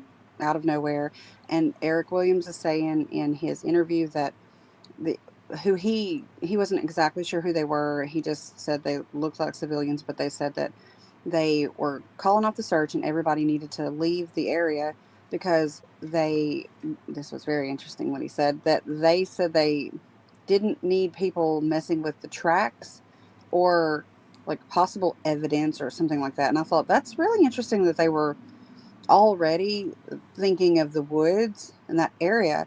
And he said he literally made it pretty much right on the crime scene whenever they stopped He him. was, yeah, Hmm. yeah. And they turned him back and said that they were stopping it. But anyway, he what was actually I lost my train of thought. Never mind. I got to the crime scene and I forgot where I was going with that. It's all right, girl. So I'll remember in a minute. let's see here. Oh, where was I in this thing? Okay, so did I do the digital footprints already? And miles away. Oh, so yeah, okay, I did. So I think I need to move on to the next one. Yeah. Yes, they can track it. Okay, yes. Let me go on to the next one. So, forensic analysis of physical logbooks, because geocaching mandates that players physically sign a paper logbook inside the container to claim a find. It bridges the gap between digital data and physical evidence. Handwriting and DNA, hand signed books found inside remote caches have been taken into evidence by police to verify a suspect's presence at a location. If a suspect denies visiting a certain rural area, a physical signature, a fingerprint, or touch DNA left on the paper logbook can definitely place them at the scene. So that says to me that just what we said. You have an illicit drop close to an open source drop. They go out there, do the open source drop. That would give them an opportunity to kind of check out who's around and not look suspicious if someone was. And then they venture on to the illicit drop. Wow. And obviously, that sounds to me like that's a thing for sure, because they've used physical logbooks to prove that somebody was where they said they weren't. Well, that makes you wonder if they weren't running either some sort of like clandestine type thing there in like with the county or something possibly, or Hmm. and the whole thing with like the rumor of Tobe being out in the parking lot at Riley Park. I think, me personally, it's just a rumor by several people, but I think that it could very well mean something, because why else would he be out in the parking lot the day that the girls end up going missing? You remember how weird he seemed like whenever this happened, which I think anybody would be maybe a little traumatized, but it's very bizarre how he has like almost internalized this murder as if it were something that happened to him. Not Yeah. that he was murdered, but it was like it affected him. Like he was so relieved, and how it was like a dream, and it was so surreal. It's a very interesting, like very like self-absorbed type of way of looking at it, of this Um, murder too. almost like he's trying to understand his other personality. Yeah, yeah, and it's almost exactly, because it's like, why is he taking this on as if it's happening to him? He's the one living it. It's not he's the one helping solve it, or he's the one saving people. It's like, does he do that about every other crime or just this one? Mm. It's very bizarre, and it makes me wonder too if they learned about maybe a federal operation, and then for whatever could have been going on, maybe something illegal, Well, something. you They know didn't. what? You know what really bothers me about that is is um that gravel pit area used to be mined. Mm-hmm. And when I think about the Jamie Knoll case in southern Indiana, when they busted him, they found a property of his 50 miles north in the next county where he had stockpiled arms. Yeah. That's interesting. And we've talked about sheriffs having this power that is. Well, in a lot of places, you get a bad sheriff in there, and You they can't do come anything die or about it. retire. Right? Yeah. Yeah. Absolute. Yeah. can't do anything about it. It's a very authoritarian position, and if you pick the wrong guy or the wrong gal, Mm-hmm. um, the whole community can be in for a world of hurt. And Yes. Oh, and well. then I think about the Greater Eight and Lafayette being the big hub off of 65, and Delphi being that place out of the way that's very uh, doesn't like outsiders. Oh, I know, right? You can tell that in Anna's deposition, right? Like she's talking about like outsiders coming to the restaurant. So, I mean, if I were the dirty sheriff in town and I was stockpiling arms somewhere and CSAM or drugs, and Mm-hmm. that's where I would be stashing it. Yeah, because you need somewhere that's got foot traffic or people, Easy access off the cemetery, right? and they all want Ron Logan's land anyway. So if he gets busted, so be it. Right, right. Mm-hmm. Yeah, Well, you it's needed to possible look. that Ron was, a part of all of this too. Well, Possible. they did arrest him and stuff, and they took him and seized stuff like, and that's one thing I do keep in mind. It's like they, as far as I'm aware, I don't think they ever did find anything questionable with him as far as like, I guess, No, in CSAM or my opinion, anything. they stuck him in prison so that they could keep his mouth shut. Because Yeah, he went I through think some pretty Ron liked rough to shit talk. too. Yeah, I think Ron liked to talk. So I think Yeah, that was a he did. preventative measure. Well, it's so weird because it's like so does, Kegan too. It's interesting that yeah, they were pretty harsh on him too, just like Rick. He had it pretty bad too. I mean, I don't think he was a good person. I don't think he was Well, I don't worse think than there's the a lot rest. of good people up there. I think that most of Mm-hmm. the people that are there, that's why the community stays the size that it's been for over the last 100 years. Yeah. Um, they like their own. They like to do things their way, and everybody's got their hands in something dirty, which is why nobody will step up and tell the truth. Yeah.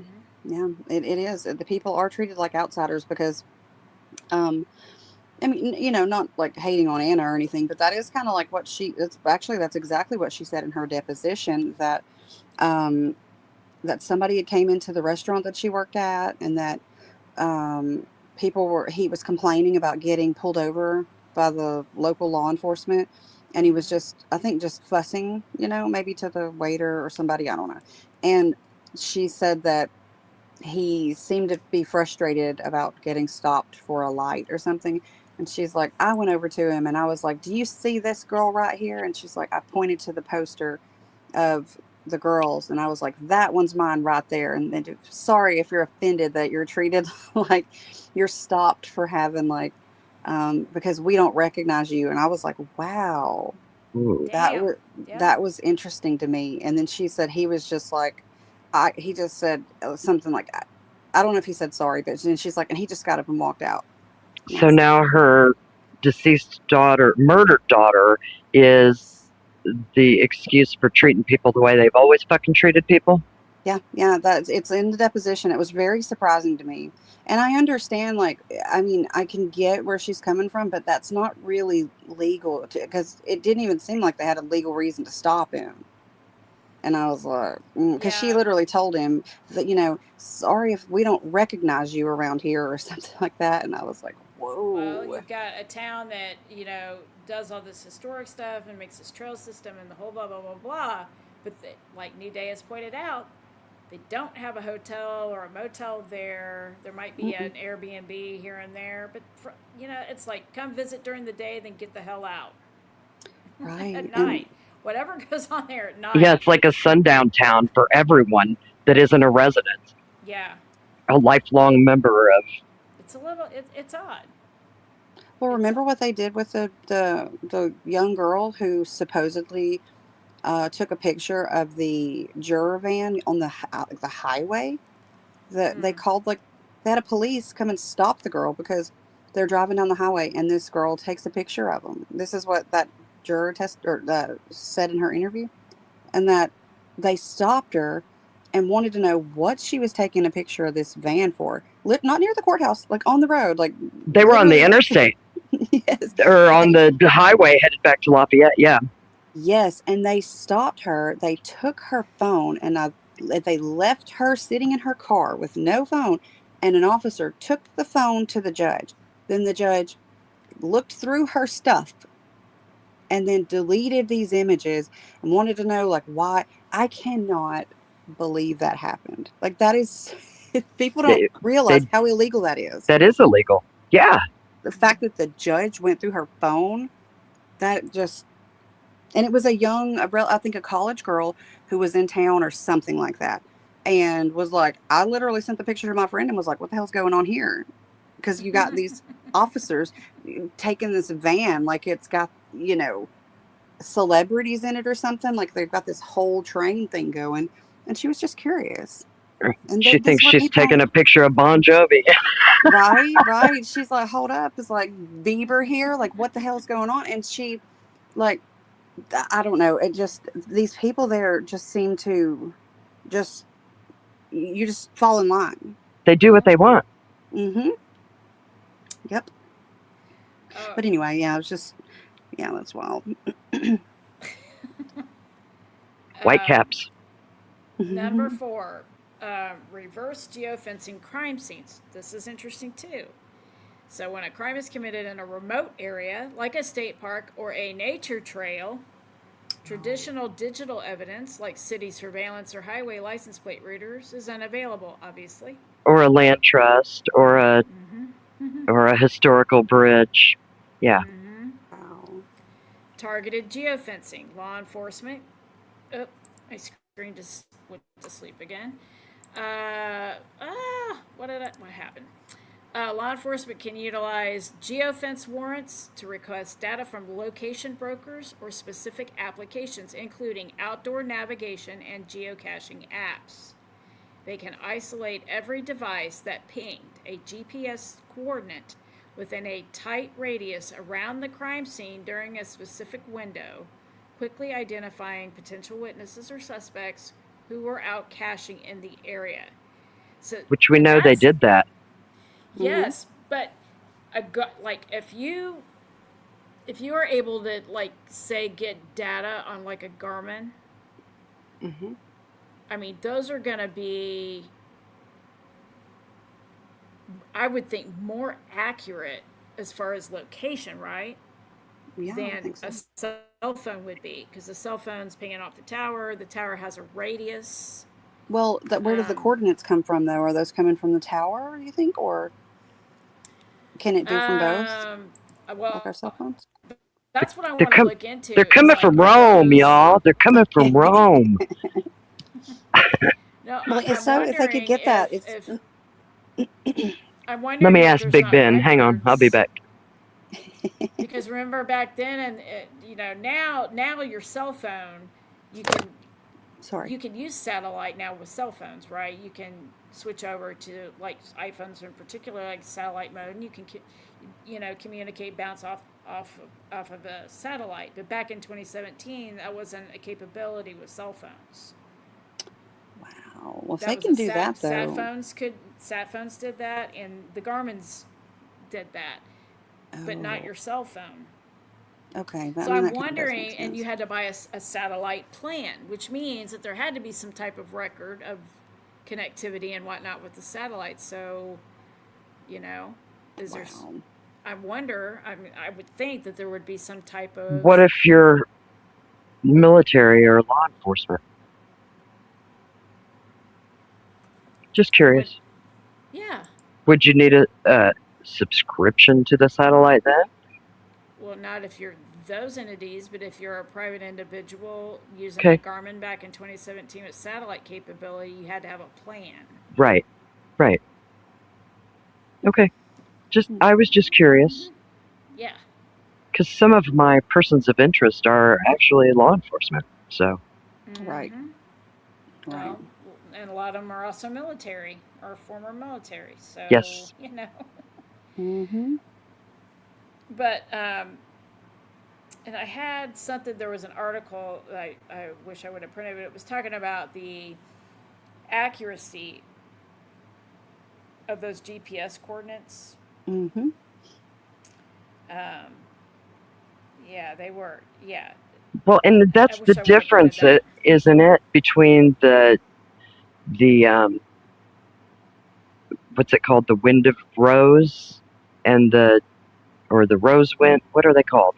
It's Rose of the Wind or the Compass Rose. It The has compass different names. rose. Yeah. Mm-hmm. Yes, but while they both um, are compasses that give direction, one of them is much more precise than the other.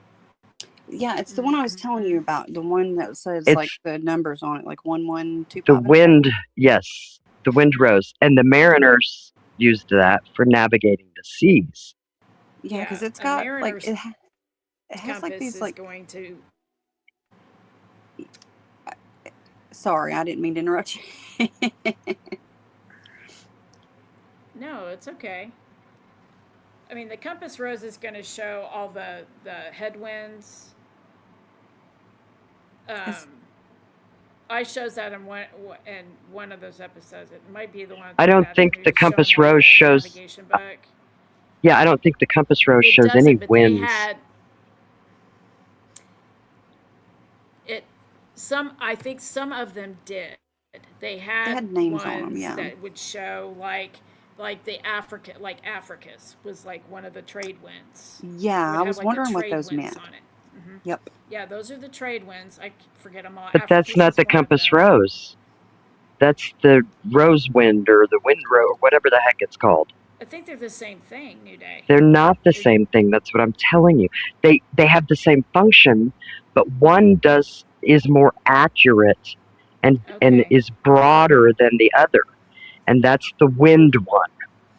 Yeah, it's something Okay. to do with like I thought solar, but the wind thing that makes sense now because I wasn't sure. Mm-hmm. Because then he Yeah, no, shows I the looked those up. different Those are trade winds.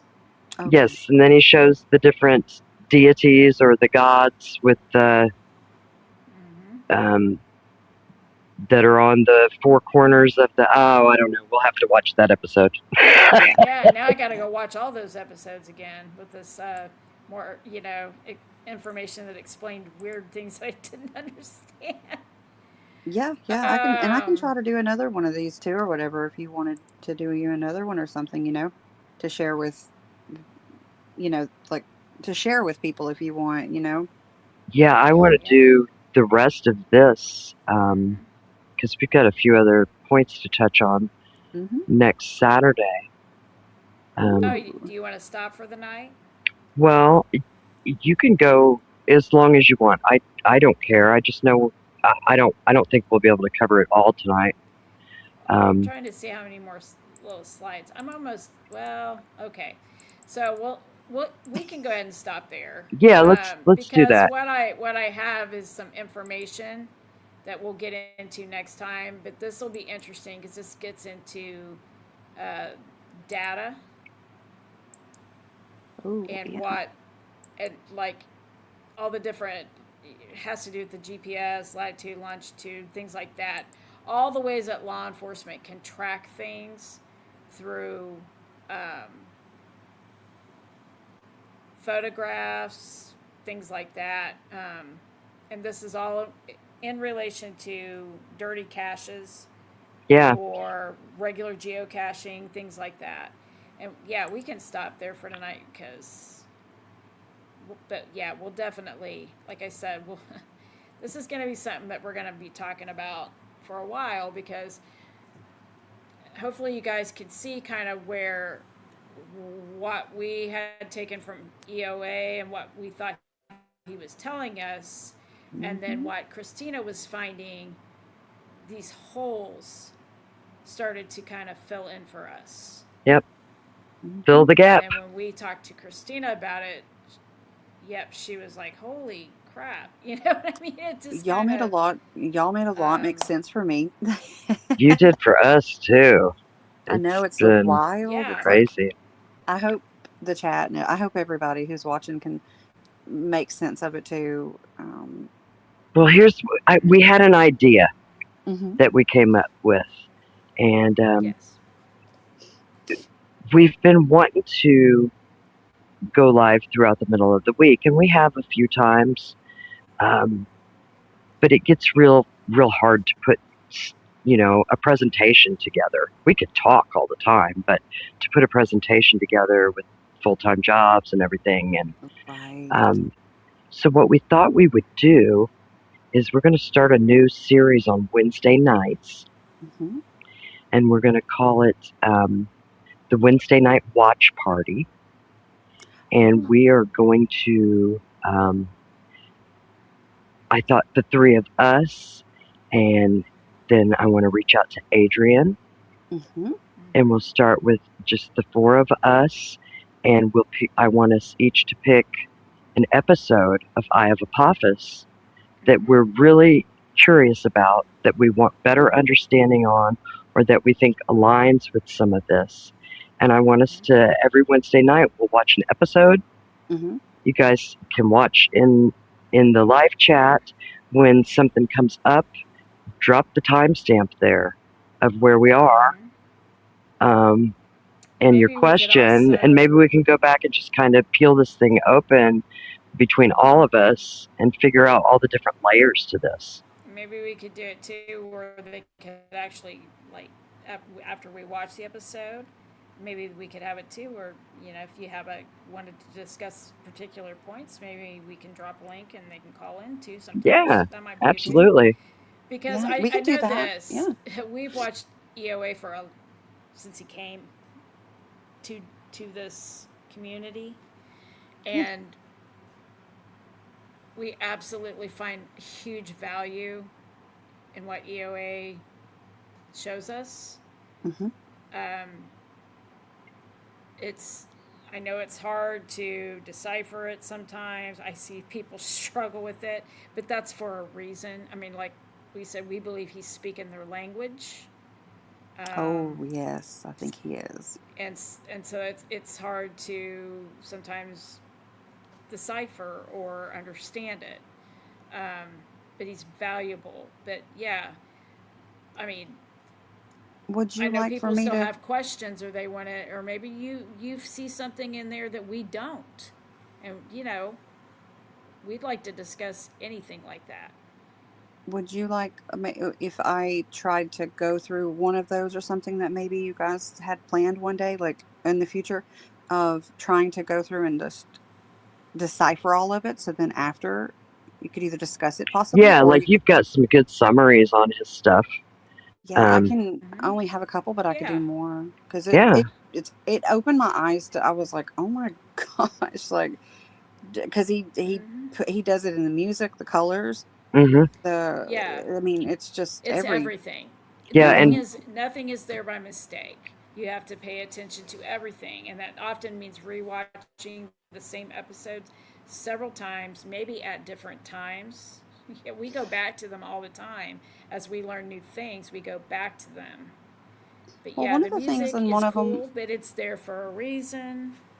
Yeah, you got yeah, to read between the lines there. Think out of the box a little bit. right. Well, the one of those I thought it was in one of those things there I sent you there. It was something about like the the time on target, and it was like -16, and I couldn't hmm figure that out. I'm still struggling with that one too. Still, okay, so I'm not the only one. Yeah, because it's got to do with something. So, and I wonder, and you guys, may not want like a whole analysis, but if you think that it would help, or if you think any of the people in the chat would be interested in using something to just go through and decipher it, you could use it if you wanted. If you don't, I don't care to try to do something like that too, because I'm learning a ton just by trying to. I love it. Yes, I yeah. love it. Mm-hmm. Okay, that sounds good. That sounds So I fun. Yeah, hope I have definitely. Apophis doesn't mind, but that's what we're going to plan on doing. Fair use, dude. Yeah, well, Oh, if Open he source. Everything he yeah, that's gives us right. is open source. if So he's Uh, listening, we love you. He's usually listening a lot yes, of we times. So believe in you, sir. We do. yeah, We I'm believe you excited. are who you are, and we believe that you are valuable I and agree. completely. and we are And if you are able, we aren't you have made us worthy. understand. It's like Wayne's World. God, I show I my just age hope every that time I open my mouth. I just hope that we that we make him proud sometimes. Maybe Yeah, I know. hope. If he's listening, I hope it's like, are we on the right track? Give us a sign. Yes, and I think he does, though. I know, EOA, right? for the record, we know that you are not Jay Kyle Keener. I know. I talk myself into a and corner sometimes. and and and we are not illicit Dropbox searchers finders. This is No. taken from him. And let me answer it hard and Holly real quick. Yeah, we will be talking about Eller Pond. That is geocache location. We are going to be. We wanted to lay out like all of like Christina's theory, and then what we had as a theory, and how those came together. And we wanted to show how these are viable theories, and how Right. they seem to explain a lot of the weirdness and the mafuckery, as D-Day calls it. My new favorite Fuckery word. afoot. Fuckery is afoot. Yeah, the mafuckery. There's a lot of evidence to back up some of these things and these theories. They Well, fit. There are. there's a hell of a lot more evidence to back up these theories than there was any evidence that could be authenticated that they convicted Richard Allen with. Yeah, and I Well, want them to fucking unconvict Rick Allen. Yeah, me free, too. Yeah. free him. Yeah. At least give him a freaking fair trial, I due mean, process, man. to me, there's a Yes. reason that Kelsey German mentions geocaching. There's a reason why Clausing gets antsy in the back of the Blue Moose, Yeah. makes a phone call, leaves, and then a phone call comes into her, and then the subject changes. So, you know, It's not spoke of anymore. And that's like I always say, pay attention to the things that are not being talked about. they Well- don't like you to talk about it. And since we have started talking about this Yeah. and your parallel theory, Yeah. we've had interesting people appear Yeah. Yeah. and make little comments. Now they don't necessarily talk about the geocaching or your theory, Christina, but they raise hell about other shit.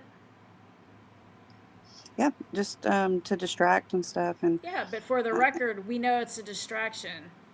Yeah, thanks for confirming. Thanks for yeah, we've picked up confirming. on a lot of shit, haven't we? On a lot of people.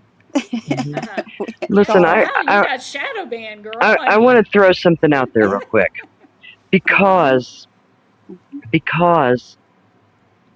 I, for myself, Mhm. have been really hard on the family over the years, and it's because of the inconsistencies. Mhm. But I will say that with this theory, it also could leave them completely innocent. This theory could exonerate that family. Yeah, Because if there was a parallel investigation going on, Mhm. they would have been given talking points and scripted, and Yeah. so I'm just throwing that out there. There's, You know? well, It I could agree also with mean you. that it was something that people got into some things that maybe they got in over their head, and it led to shit that they had no idea it was going to eventually lead to. Well, yeah, if it's some sort of like parallel investigation, especially if it crosses over into something that is way more serious, like especially whenever you're talking border patrol, homeland security, and that's Mhm. what is involved in this case. That's who had the phone. That's right. And whenever that's where a lot of I did start to see some of the moves and things that the family did. I don't know about Mike Patty. He's still a little questionable to me, but maybe that's just his nature. But I did start looking at things a little differently, and then it's like these things can cause all of this suspicious behavior, and it's because even look at the arrest of Rick Allen, where they all look shocked. And what I see with that now, with sort of this new lens, is I'm thinking, have they been lied to for years and told, like, we got to keep this a secret? This it could be Yeah. National security. It could be Mm-hmm. cartels. It I've could be thought that. about that. I, Yep. I I've thought for years that Becky Patty looks more frightened to me than Yeah. anything. Yeah. Yeah. And Well, yeah. I want to bring up this point again, ladies, because I brought Hmm. it up the other day. Two people were taken to an Air Force base Oh yeah. and Hmm. questioned. Yeah. Two people. Now, why would you need to take them to an Air Force base to question them? See, I didn't know it was two people until Mm-hmm. Yep.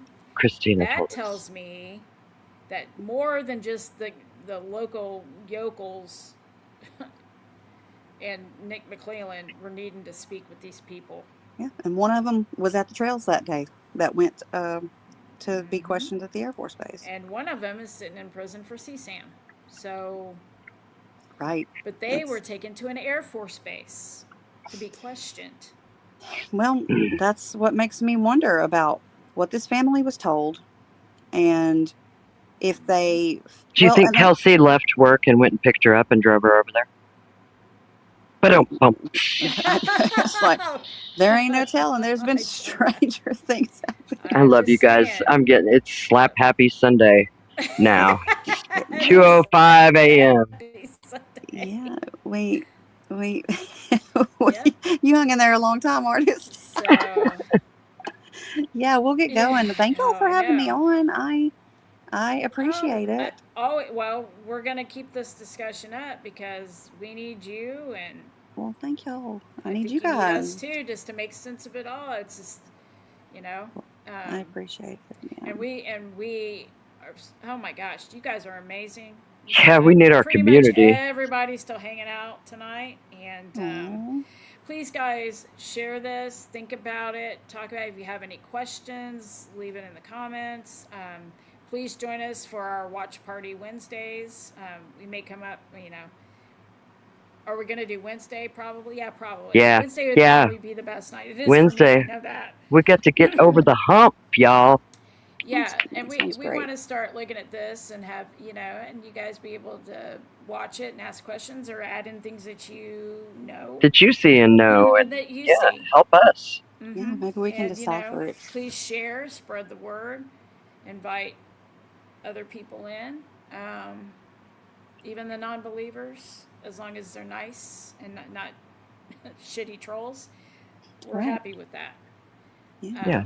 But Maybe we we can really all appreciate you. We love learn. you all. I can't believe you guys are all still sitting up here at 2:05.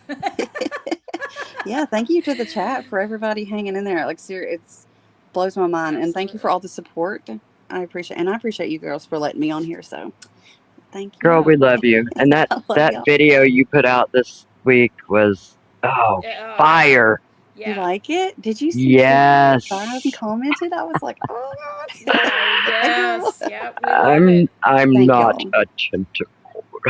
I Yeah. know. That's my That be a favorite part. tentacle. That's my favorite part when you do the like deep like Yeah, like the a echo. vibrating voice. I don't I know how to love describe it. Like he's in a Adrian's tunnel. giggle in the background as soon as he Yeah, says it. And she's like, I mean, she. just like, I had to put the little ha-has on there. I was like, this is so good, and I loved it. She just it was laughed in his perfect. face. I loved it. Well, Perfect. thank y'all for watching it. I Yeah, so appreciate y'all go subscribe to Oh Hey Christina. it. Thank you. Drop her a like and share her stuff. Leave a Yep. comment. Oh, And thank you. if you come in on the replay, drop a comment. Let us know what you think, Yeah, please do. Yeah, thank and y'all. start deciding, y'all, what your favorite Eye of Apophis episode is. Maybe if Yeah, we get enough people that agree on one or two, or even the yeah, series that you want to look at first. I think he's got sounds 4 different series throughout it. So yeah, Yeah, we'll that sounds definitely great. take suggestions if you guys want to pop in what you in the comments what you would like to see first. and they're So all be there for relevant. We that. can skip around. So Oh yeah, Right. yeah, we totally can.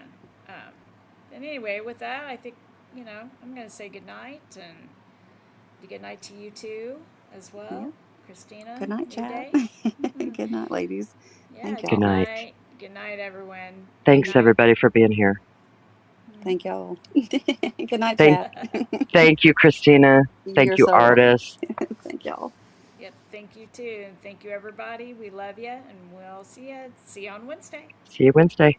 Have a Thanks. great Good night. night, Adrian. Good night, chat. See y'all later. Good night, Bye. Adrian. Thank you.